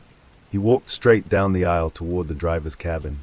Noah could see him through the mirror above the control panel. The man stopped outside the cabin door and knocked. 3 slow taps. Noah didn't move. The man waited, still smiling. The radio crackled again. The dispatcher's voice came through, urgent now. Train 7N, listen to me carefully. Noah grabbed the microphone. I'm listening. You need to leave that station immediately. I told you, the train won't move. The dispatcher hesitated, then said something strange. Then you need to move it manually. Noah frowned. Manually? Yes. The dispatcher lowered his voice. There's a maintenance lever under the control panel. It disconnects the automated routing system. Noah reached beneath the dashboard. His fingers brushed cold metal. A small lever hidden under a protective plate. The man outside the cabin knocked again. Harder this time. The metal door rattled. Control, Noah whispered. What happens if I don't leave? The dispatcher didn't answer immediately. When he finally spoke, His voice sounded distant, almost afraid. Hollow platform was removed from the map in 1987. Noah felt his stomach tighten. Why? The dispatcher exhaled slowly. Because a train disappeared there. The passengers inside the subway car began sitting down. One by one. Silently. Filling every seat. Facing forward. Watching the driver's cabin. Noah whispered, "What do you mean disappeared?" The dispatcher answered quietly. Train 5D entered the tunnel between Lincoln Market and Park Row. It never reached the next station. The man outside the cabin door leaned closer to the glass window. His smile widened slightly. They searched the tunnel for weeks. The dispatcher continued. No wreckage. No derailment. No bodies. Just an empty stretch of track.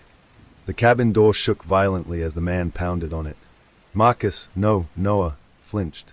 The passengers outside the cabin began standing again. Slowly. But 3 days later, the dispatcher whispered, the train came back. Noah's breath caught. Came back. Yes.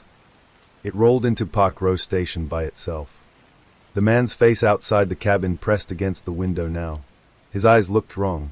Too dark. Too empty. The dispatcher continued. All the passengers were still inside. Noah whispered, "Alive?" The dispatcher answered softly, "No." The cabin door bent inward with another violent hit. The metal hinges creaked. "What happened to them?" Noah asked. The dispatcher's voice trembled. "They were wrong."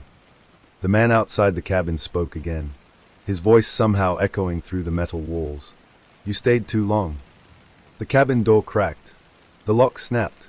Noah pulled the maintenance lever. The control panel flickered. Lights flashed across the dashboard. The train engines roared back to life. The subway lurched forward. Hard. The open doors slammed shut.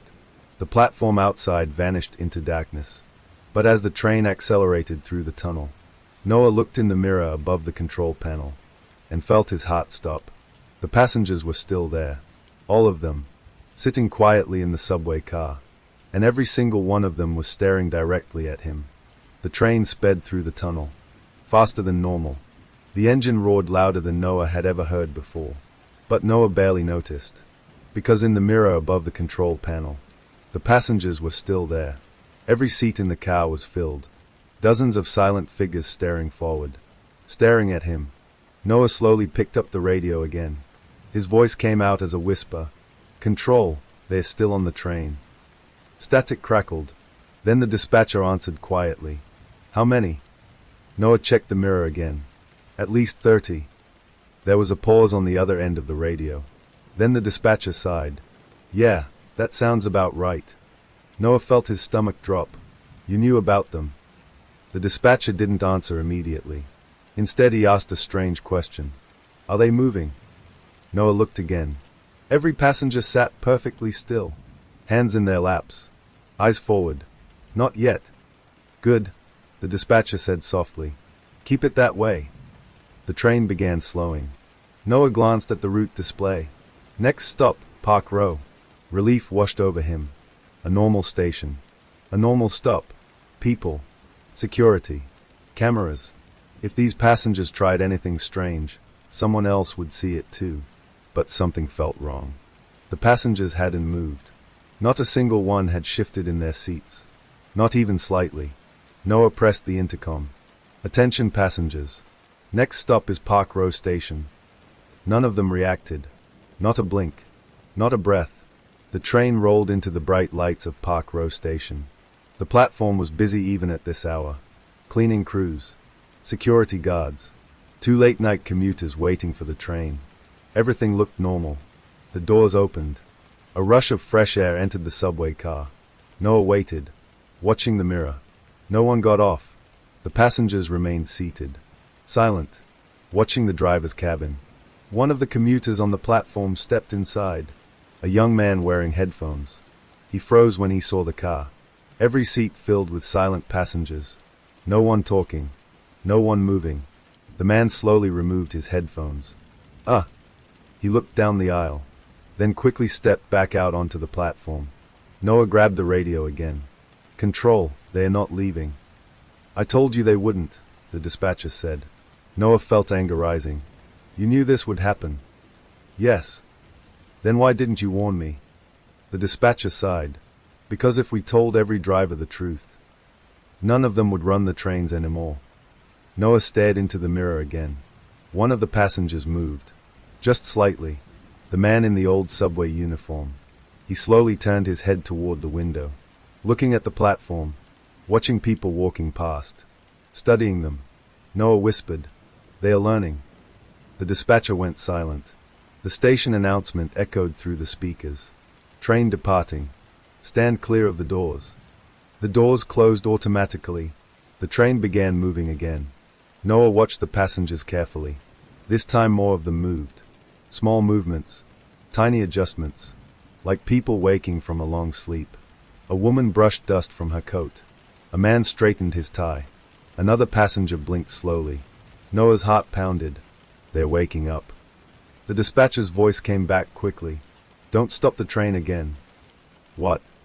You heard me. The tunnel lights flashed past the windows. The train accelerated toward the next station, Grant Street. But the dispatcher continued. You cannot stop this train tonight. Noah stared at the radio. That's insane. There are passengers inside. They are not passengers. Behind him, someone stood up. Noah saw it in the mirror. The woman in the old dress. She walked slowly down the aisle, toward the driver's cabin. Noah whispered, "One of them is moving." The dispatcher's voice dropped. Lock the cabin door. Noah slammed the lock switch. The metal door sealed shut. The woman stopped outside the cabin. She stared through the small glass window. Her face was pale. Her eyes looked cloudy, like fogged glass. She raised her hand slowly and knocked. 3 soft taps. Noah's skin went cold. Control. The dispatcher finished the sentence for him. They always knock 3 times. More passengers stood up, one by one, walking down the aisle, joining the woman outside the cabin door. Noah whispered, "They're all coming forward." "Don't open the door," the dispatcher said firmly. "I wasn't planning to." The train approached the next station, Grant Street. The platform lights appeared ahead in the tunnel. But something strange happened. The train didn't slow down. It passed the station at full speed. Noah grabbed the controls. "Control, the brakes aren't responding." "I know. You did this." "Yes." The passengers outside the cabin began knocking again. 3 taps. Over and over. In perfect rhythm. "Listen carefully," the dispatcher said. "Noah, they can't leave the train unless you let them." Noah stared at the door. "What happens if they do?" The dispatcher hesitated, then answered quietly, "We think they replace people." Noah's heart nearly stopped. "Replace them?" "Yes. They study passengers. They watch behavior. They learn how people move, how they talk, how they live." The knocking grew louder. The metal door began bending inward. "And when they understand enough," the dispatcher continued, "they get off the train." Noah whispered, "And then what?" The dispatcher answered softly, "Then we lose track of them." The cabin door cracked. One of the hinges snapped. The woman outside smiled faintly. The train roared through another tunnel. Faster! Faster! Noah looked ahead at the dark track stretching into the distance. Then he saw something that made his blood freeze. Another platform. In the tunnel. A station that didn't belong there. The sign flickered in the darkness. Dust covered the old tiles, and the words glowed faintly. Hollow platform. The train was going back. The dispatcher whispered through the radio. "Oh no!" The passengers outside the cabin stopped knocking. All of them turned toward the front window, watching the station approach. Waiting. The tunnel ahead grew darker. The lights along the track flickered weakly as the train sped forward. And there it was again. The station that wasn't supposed to exist. Hollow platform. The same cracked tiles. The same broken station sign hanging above the platform. The same dim yellow lights buzzing faintly like dying insects. Noah gripped the control panel so hard his knuckles turned white. "Control," he whispered into the radio. "We're going back." Static crackled. Then the dispatcher's voice returned, tight with panic. "That's not possible." "Well, it's happening." Behind Noah, the passengers had stopped knocking. That terrified him more than the pounding. In the mirror above the dashboard, he could see them standing silently in the aisle, all of them facing forward, watching the station grow closer through the front window. Waiting. The train began slowing. Not because Noah touched the controls, because something else was controlling it. The brakes engaged automatically. Metal screeched against metal as the train rolled toward the platform. No, no, no, Noah muttered. He grabbed the manual lever and pulled it back. Nothing. The train ignored him. Control. I can't stop it. The dispatcher didn't answer immediately. When he finally spoke, his voice sounded distant, almost defeated. Every train that stops there eventually comes back. Noah's stomach dropped. What does that mean? It means hollow platform doesn't just appear once. The train slowed further. The broken platform lights slid past the front window. Dust covered everything, like the station had been abandoned for decades. But something else had changed. The platform was crowded now. Dozens of figures stood waiting under the flickering lights. More than before. Far more. Men, women, children, all of them silent, all of them staring at the approaching train. Noah felt cold sweat run down his back. There are more of them. The dispatcher whispered. There always are. The train came to a stop. The doors opened. A loud metallic hiss echoed through the car. The platform was only a few feet away, and the waiting crowd began moving. Slowly, quietly, walking toward the train. Noah looked into the mirror. The passengers inside the car stepped aside, clearing the doorway, making space. They are letting them in, Noah whispered. The dispatcher didn't reply, because they both knew what was happening. The first figure stepped onto the train.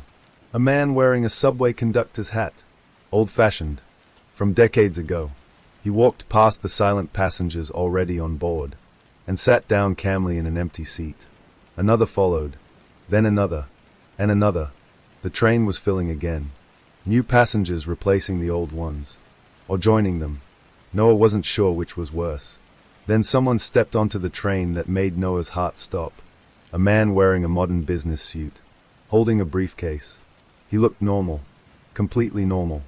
Except Noah recognized his face. Control, Noah whispered. Yes. I think one of them was a real passenger. The dispatcher inhaled sharply. Describe him. Brown suit. Late 30s. Short hair. The dispatcher was silent for several seconds. Then he whispered something that chilled Noah's blood. That man disappeared 3 weeks ago. The train doors slammed shut. The platform vanished as the train began moving again. But the crowd inside the car was larger now. Too large. More than the train should have been able to hold. The passengers in the aisle slowly turned toward the cabin again. Their cloudy eyes focused on Noah, studying him, watching how he moved, how he spoke, how he breathed. The man in the old subway uniform stepped forward again.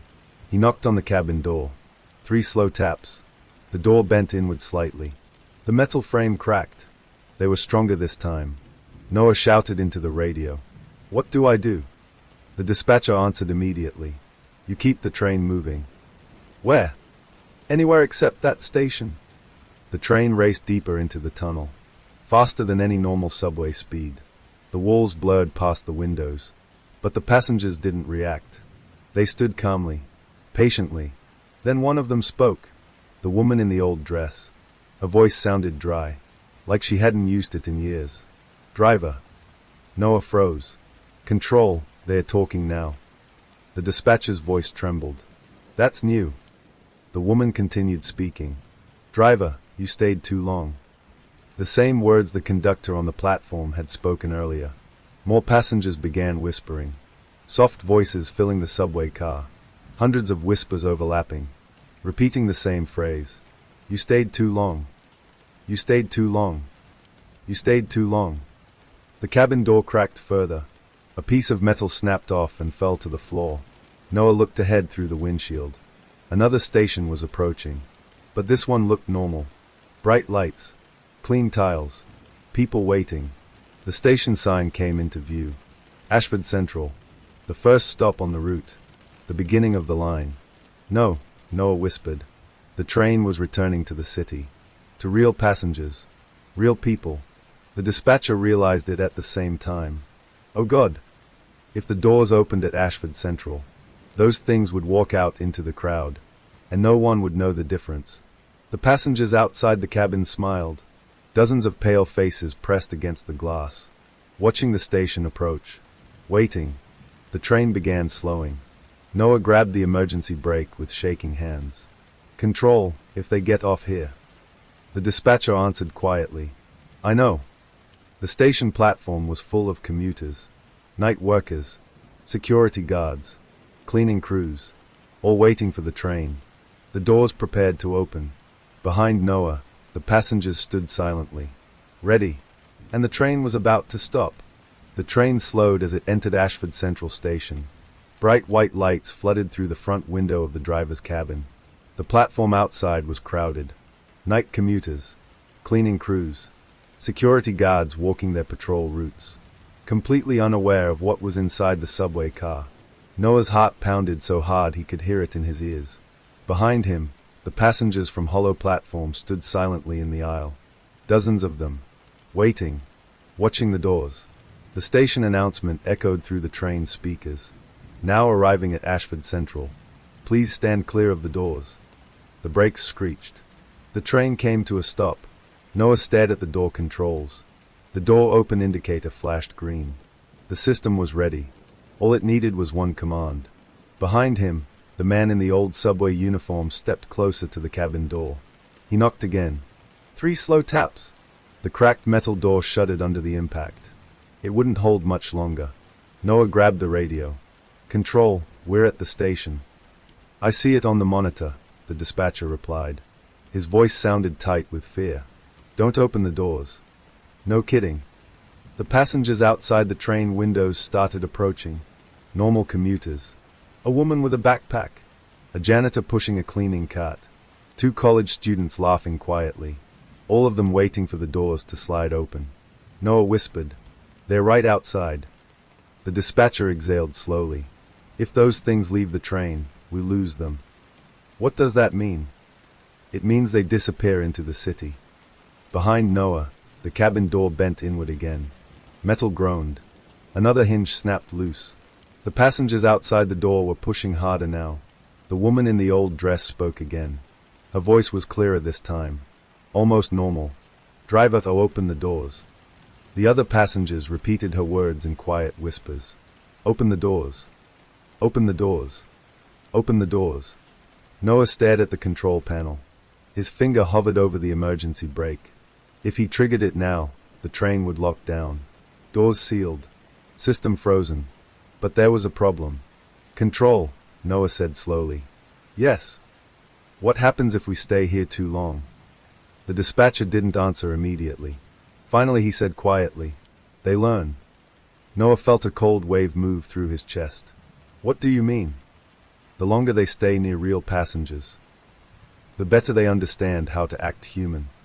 Outside the train, the commuters grew impatient. One man knocked on the subway door. "Hey, open up."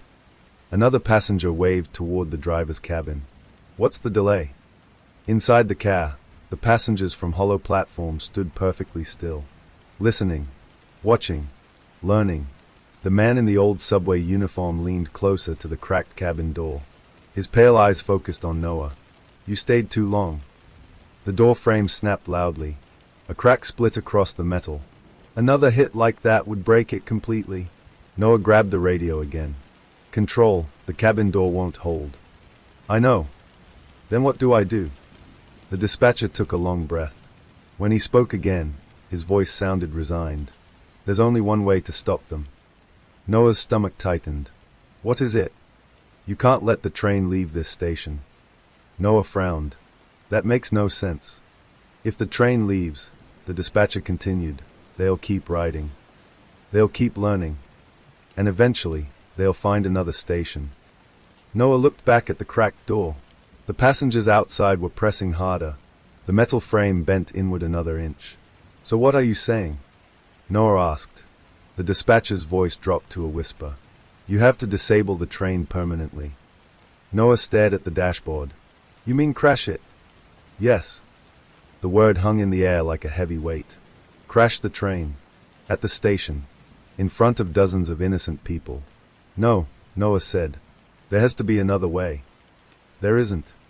Behind him, the cabin door finally burst open. Metal tore free from the hinges. The woman in the old dress stepped into the cabin. Her cloudy eyes focused on Noah. "Driver," she said calmly. "Open the doors." The other passengers crowded behind her. Their pale faces filled the doorway. Dozens of them, all smiling now. Noah grabbed the throttle. The train engine roared to life. The woman's smile widened. "Yes," she whispered. "Take us into the city." Noah looked through the windshield. The platform was only a few feet ahead. People were standing dangerously close to the edge. If the train accelerated now, the dispatcher shouted through the radio. "Noah, do it." Noah's hand trembled on the controls. Behind him, the passengers stepped closer. The woman leaned beside him, her face inches from his. "Open the doors," she whispered again. Noah suddenly pushed the throttle forward. Hard. The train shot forward. The passengers inside the cabin screamed. Not in fear. In anger. The subway roared past the platform. The waiting commuters jumped back in shock. The train blasted through Ashford Central without stopping. Behind Noah, the passengers clawed at him, hands grabbing his shoulders, his arms, his jacket. "You stayed too long," they screamed together. The train sped into the tunnel again. Faster than before. Faster than any subway should move. The dispatcher's voice came through the radio. "Noah, what are you doing?" Noah's eyes stayed fixed on the track ahead. "I'm taking it somewhere else." "Where?" Noah saw the signal lights ahead. A maintenance junction. An unused track that led to an abandoned tunnel. A dead end. His voice was calm now. "I'm taking them back." Behind him, the passengers screamed louder, realizing what he meant. The train thundered down the dark track, straight toward the sealed tunnel. And Noah never touched the brakes. The train thundered down the maintenance track. The tunnel ahead was darker than the main line. No signal lights. No maintenance lamps. Just endless black concrete rushing toward them. Noah held the throttle forward. The subway engine screamed under the pressure. Behind him, chaos exploded inside the cabin. The passengers from hollow platform were no longer silent. They clawed at the walls, at the windows, at Noah. "You stayed too long." Their voices merged into a single screaming chorus. Dozens of hands grabbed his shoulders. His jacket tore as they pulled. But Noah didn't slow down. "Control," he said into the radio, breathing hard. "Do you see the maintenance tunnel on your map?" Static answered him. Then the dispatcher returned. "Yes, I see it."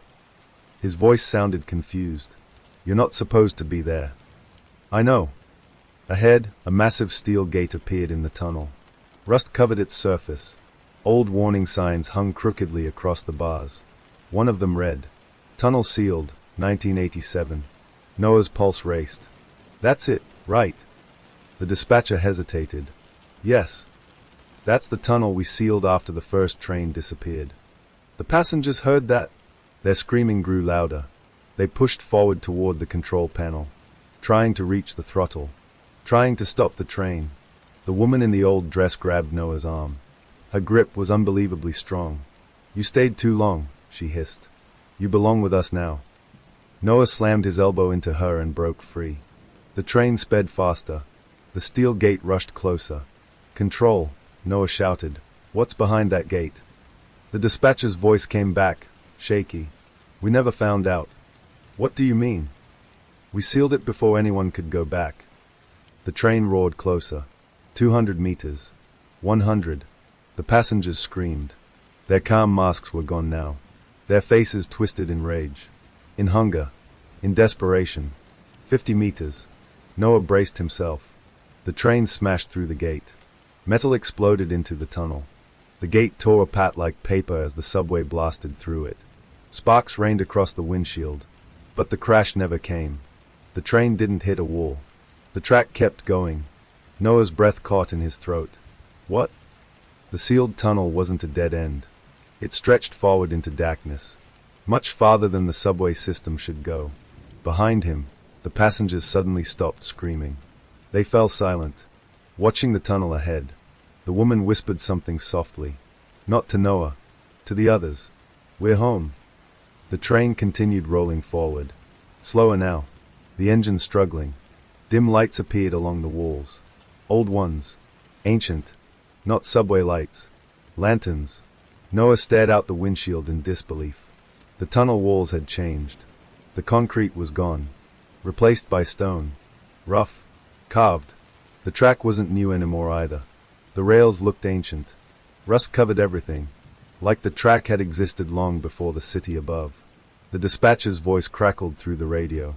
"Noah, your train disappeared from the system." "What?" "We've lost your signal completely." The passengers began sitting down again. Calm. Quiet. Patient. Noah whispered, "Control. I think I found where they came from." The tunnel widened ahead.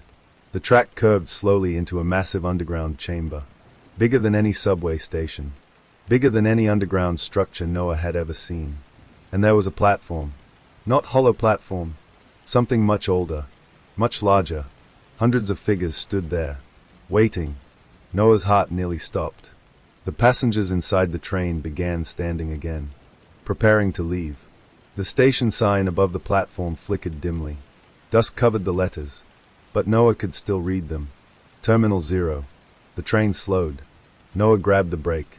But this time, he didn't try to stop it. The dispatcher whispered through the radio. "Noah, what do you see?" Noah's voice came out as barely more than a breath. "A city." Beyond the platform stretched endless tunnels. Tracks going in every direction. Hundreds of trains sitting silently in the darkness. Old trains. New trains. Subway cars from different decades. All parked in the underground terminal. The passengers inside Noah's train stepped off one by one, joining the crowd on the platform, blending in. The woman in the old dress stopped at the cabin door. She looked back at Noah. Her cloudy eyes softened slightly. "You stayed too long." Then she stepped off the train and disappeared into the crowd. Noah sat frozen in the driver's seat, watching hundreds of silent passengers wandering through the underground terminal, boarding other trains, waiting, watching, learning. The dispatcher's voice crackled through the radio again. "Noah, respond." Noah swallowed. "I found them." "Found who?" Noah stared out at the massive underground station, at the endless trains, at the thousands of silent figures moving through the darkness. The missing passengers. The radio went silent. The train doors closed by themselves. Noah didn't touch the controls. The engine started again, and the train began moving deeper into the underground terminal. The train moved slowly through the massive underground terminal. Noah hadn't touched the controls, yet the subway car rolled forward as if guided by something unseen. The radio in his hand crackled faintly. "Noah, do you copy?" The dispatcher's voice sounded distant now, fading in and out through the static. Noah pressed the microphone. "I'm still here." "Your signal is weak," the dispatcher said. "Your train disappeared from every tracking system." Noah looked out through the front window. "I'm not surprised." The underground terminal stretched farther than he could see. Hundreds of subway tracks ran across the cavern like veins. Old trains sat on many of them. Some rusted and broken. Some surprisingly modern. Some that Noah recognized from the current transit system. Others that looked decades old. Maybe even older. "This place," Noah whispered into the radio. "It's huge." "How huge?" the dispatcher asked. Noah shook his head slowly. "Bigger than Ashford Central." He watched the endless tunnels branching away from the terminal. Actually, bigger than the entire subway system. The train rolled past another platform. Dozens of silent passengers waited there. Some wore clothing from the 1980s. Some from the 1990s. Some looked like commuters who could have vanished last week. None of them spoke. None of them acknowledged Noah. But every one of them watched the train as it passed. The dispatcher's voice crackled again. "Noah, listen carefully." "I'm listening." "There are records about something like this." Noah leaned closer to the radio. "What kind of records?" "Old transit reports. Confidential ones." The dispatcher hesitated. "They call it Terminal 0. Noah glanced up at the station sign again. The faded letters still flickered above the platform. Terminal 0. "So this place isn't new." "No," the dispatcher said. "It's older than the subway system itself." The train slowed as it approached another platform. This one looked different. Cleaner. Brighter. Almost active. Dozens of passengers waited there. But these weren't silent like the others. They were talking. Laughing. Acting completely normal. Noah frowned. Control. I see people here. That's not unusual. No, Noah said slowly.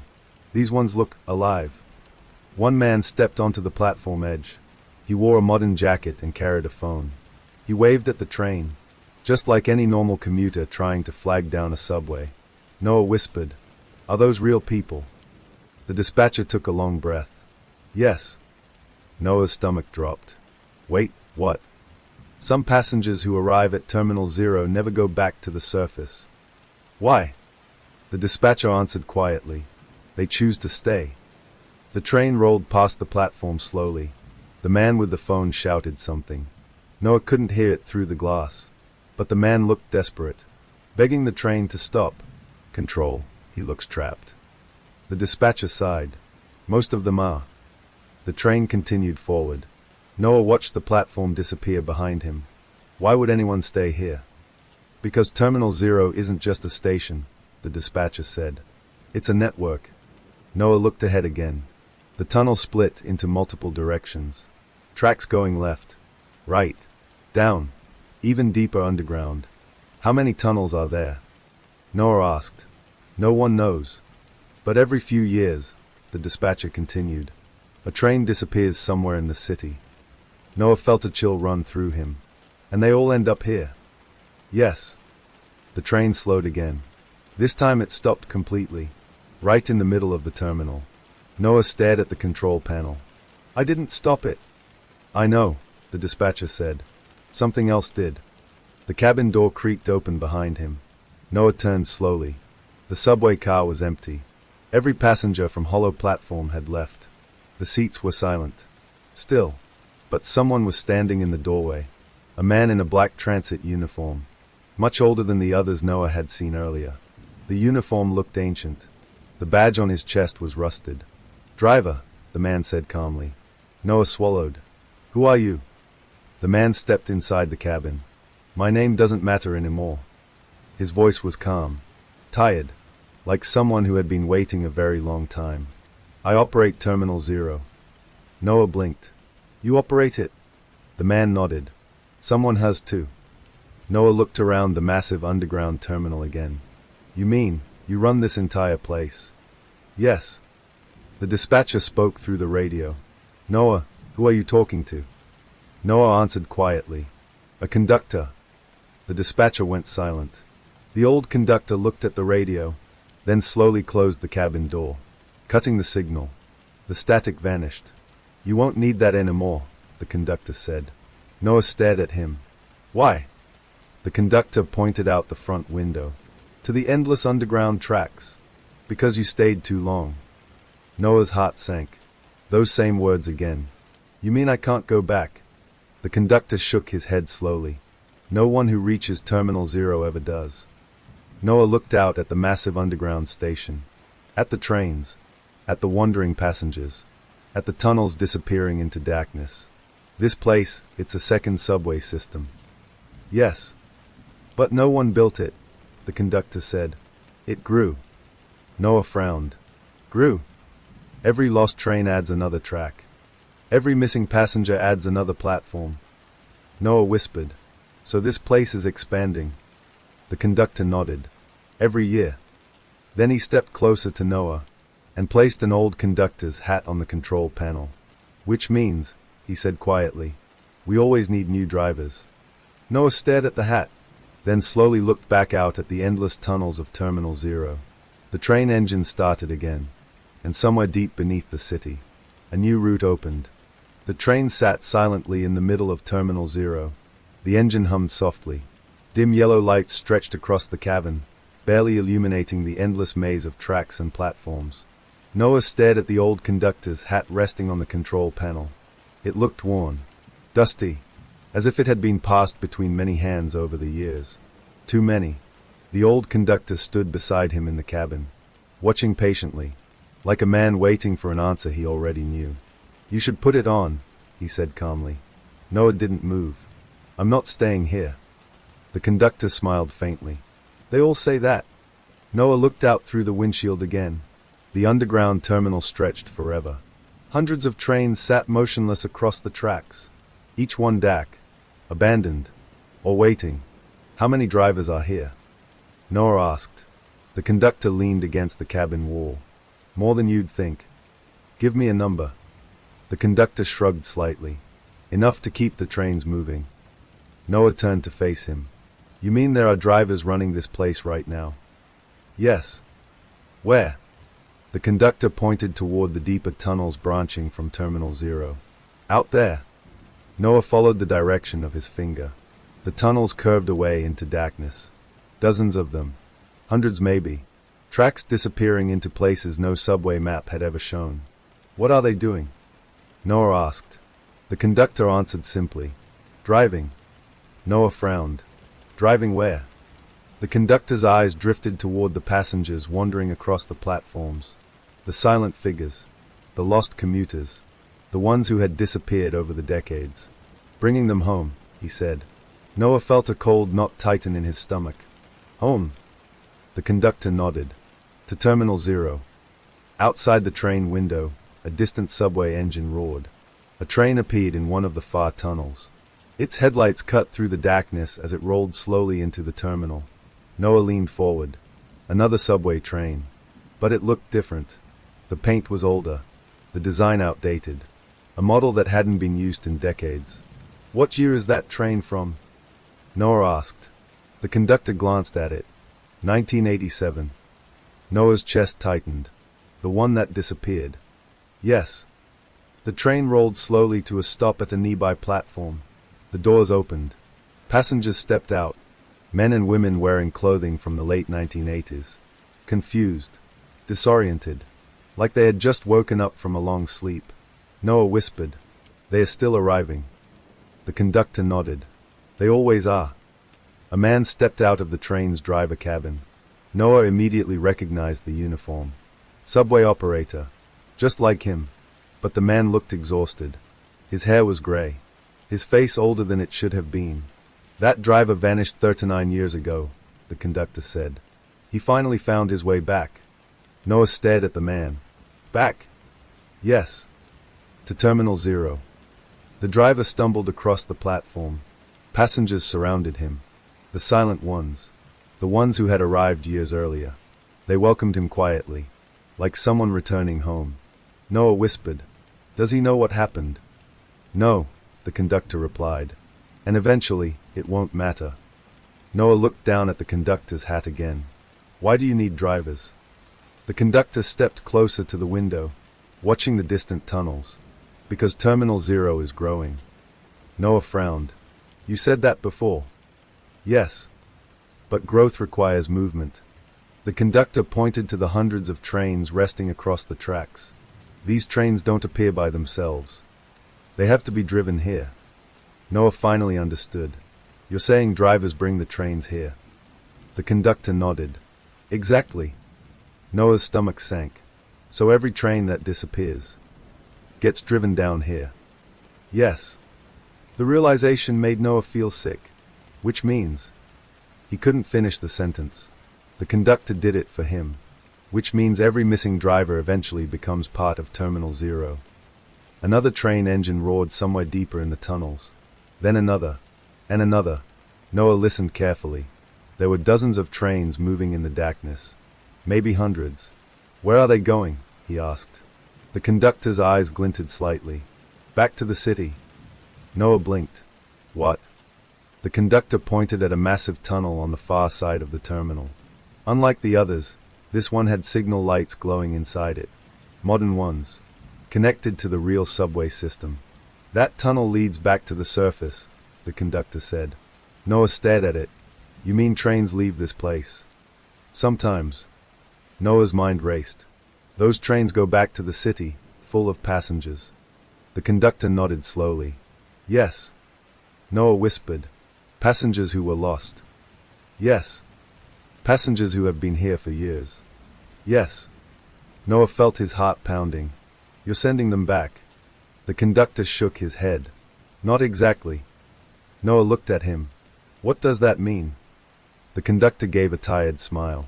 Some passengers return. Some passengers stay. And some. He paused, looking out across the silent crowd wandering through Terminal 0. Some passengers become something else. Noah didn't like the sound of that. Something else. The conductor didn't answer. Instead, he picked up the conductor's hat from the control panel and placed it in Noah's hands. You'll understand soon. Noah stared at the hat. The fabric felt heavier than it should, like it carried years of responsibility, or years of mistakes. I'm not staying here, Noah said again. The conductor nodded. I know. Noah looked up. Then why give me this? The conductor walked toward the cabin door. Before leaving, he looked back one last time, because every driver who reaches Terminal 0 eventually says the same thing. He opened the door and stepped into the empty subway car. Then he spoke quietly, and every one of them eventually drives a train. The cabin door closed behind him. The control panel lights flickered on. The engine roared louder. The train began moving again, and the route display on the dashboard changed. Next stop, hollow platform. Noah stared at the screen in horror. Terminal 0 wasn't the end of the line. It was the beginning. The engine roared louder as the train rolled out of Terminal 0. Noah stared at the route display. The glowing letters refused to change.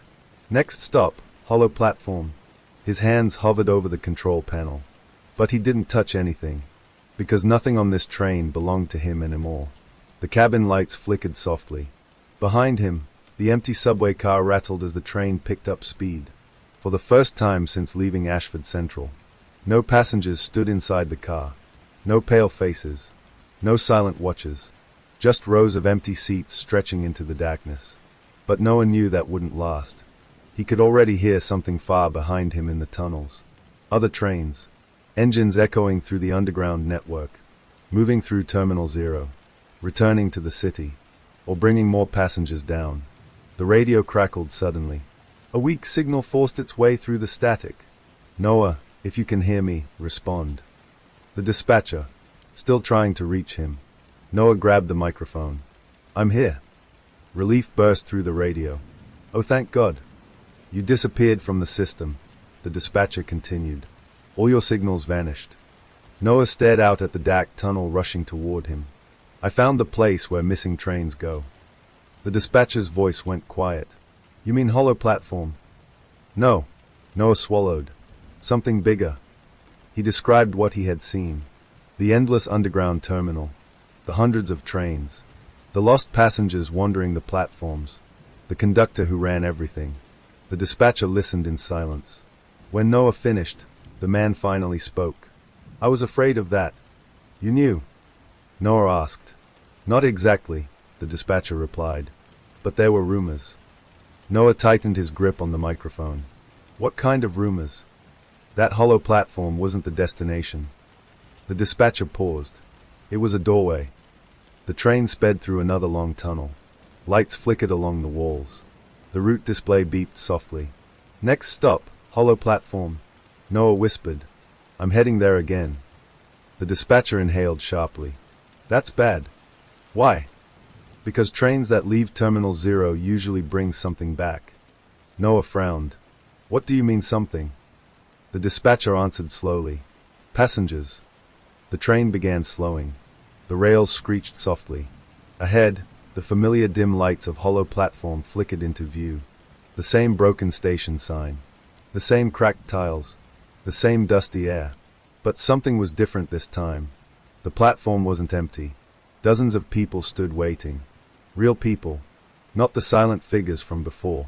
Noah leaned closer to the window. They looked normal. Commuters. Students. Office workers. Even a few teenagers with backpacks. What the hell? Noah whispered. The dispatcher heard him. What do you see? People. How many? 30, maybe 40. The dispatcher's voice turned cold. They're not supposed to be there. The train slowed to a stop. The doors opened. The commuters stepped inside, laughing, talking, complaining about late trains, completely unaware of where they were. A man in a business suit walked past the cabin window. He glanced inside and gave Noah a polite nod. Just another normal subway ride. Noah grabbed the intercom. Attention passengers. This train is not part of the regular route. A few people looked around, confused. What's he talking about? Is this the downtown line? The dispatcher spoke urgently through the radio. Noah, listen carefully. I'm listening. Those people didn't come from the city. Noah's stomach tightened. What? They were taken. The train doors slid shut. The engine started moving again. The commuters grabbed the handrails as the subway accelerated into the tunnel. Still chatting. Still confused. Still completely unaware of where they were going. Control, Noah whispered. You're saying they were kidnapped? Yes. By what? The dispatcher hesitated. By the trains. Noah stared into the mirror above the dashboard. The passengers filled the subway car. Talking. Scrolling on their phones. Arguing quietly. Living normal lives. But something else was happening. Slowly. Quietly. One by one. They stopped talking. The first sign was subtle. A woman stopped typing on her phone. Her fingers froze mid-message. Then a man lowered his newspaper. His eyes stared straight ahead. Another passenger stopped, whispering to her friend. Her mouth stayed half open. Silent. Noah felt cold dread spreading through his chest. Control. The dispatcher's voice came back immediately. What's happening? They're going quiet. The mirror showed the entire car falling still. Phones lowered. Books closed. Voices fading. 30 passengers. Now silent. Then they all turned toward the cabin at the same time. Their eyes locked onto Noah. The dispatcher whispered, "Oh no." The passengers stood up slowly, their movements calm, controlled, almost synchronized. Noah's voice trembled. They are not confused anymore. The dispatcher didn't answer, because he already knew what was happening. The passengers began walking toward the driver's cabin. Slow, silent. One of them reached the cabin door. A young man wearing a college jacket. He raised his hand and knocked. 3 slow taps. Noah closed his eyes. They're learning again. The dispatcher whispered through the radio. Noah, they're not just learning. The young man knocked again. 3 more taps. The dispatcher finished the sentence. They are becoming passengers of Terminal 0. The knocking continued. 3 slow taps. Then silence. 3 more taps. Noah stared at the cabin door as the sound echoed through the train. Behind that door stood 30 passengers who had boarded at Hollow Platform only minutes ago. People who had looked normal. People who had talked and laughed and checked their phones. Now they were silent. Watching him. Waiting. Learning. Noah. The dispatcher's voice crackled weakly through the radio. You still there? I'm here, Noah whispered. Tell me what's happening. Noah glanced at the mirror above the control panel. The passengers stood in the aisle again, all facing the cabin, all waiting for the door to open. They've stopped acting human. The dispatcher exhaled slowly. That's how it begins. The young man outside the cabin knocked again. 3 taps. Exactly the same rhythm as the others before him. Exactly the same rhythm as the passengers from Hollow Platform. Noah asked the question he had been avoiding. What happens when they reach Terminal 0? The dispatcher hesitated. When he finally spoke, his voice sounded grim. They joined the others. Forever? Yes. The train sped deeper through the tunnel. The lights flashed past the windows like streaks of lightning. The route display flickered again. Next stop, Terminal 0. Noah stared at the glowing letters. This train is taking them down there. Yes. That means they are already lost. The dispatcher didn't answer, because they both knew the truth. Behind Noah, the passengers began whispering again. Soft voices filling the subway car. The same phrase repeated over and over. You stayed too long. You stayed too long. You stayed too long. The cabin door rattled violently. Another hinge snapped. It wouldn't last much longer. Noah, the dispatcher said suddenly. You need to listen carefully. I am. There might be one way to stop this. Noah tightened his grip on the microphone. What way? The dispatcher hesitated, because the answer sounded impossible. You have to break the route. Noah frowned. What does that mean? Terminal 0 controls the trains through their routes. The dispatcher continued quickly. If the route ends, the system loses control. Noah glanced at the control panel. But the train chooses the route. Yes. So how do I break it? The dispatcher's voice dropped to a whisper. You end the line. Noah felt his stomach drop. You mean crash the train again? No. Something worse.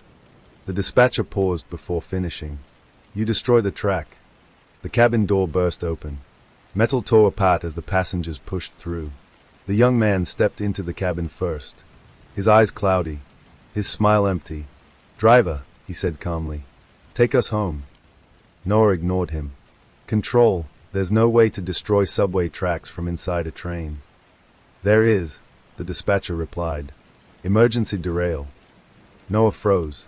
That system was only used in catastrophic failures. If activated at full speed, the train would jump the rails completely.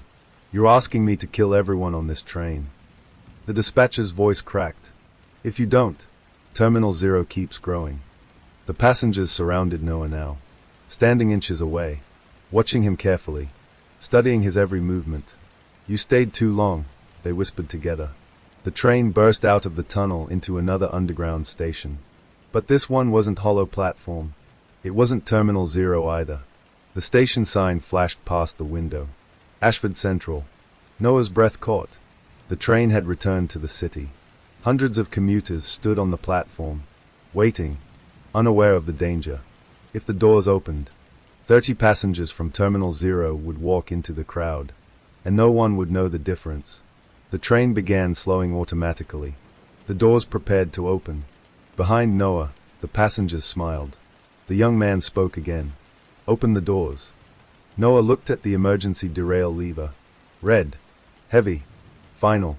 The dispatcher whispered through the radio. Noah, it's your choice. The train slowed further. The platform drew closer. Commuters stepped forward, waiting for the doors. Noah closed his eyes. Then he pulled the lever. The train exploded off the rails. Metal screamed as the subway car tore sideways across the tracks. The front of the train slammed into a concrete barrier. Glass shattered. Steel twisted. The entire train flipped onto its side. The station filled with smoke and dust. People screamed and ran for safety. Emergency alarms blared through the underground tunnels. And then everything went silent. Hours later, rescue crews searched the wreckage. Firefighters cut through twisted metal. Police officers secured the station. Inside the crushed subway car, they found only one body. The driver, Noah Carter. The passenger section of the train was empty. Every seat vacant. Every door sealed. No passengers. The official report called it a mechanical failure. A tragic accident. A heroic attempt by the driver to stop the train before it reached the station.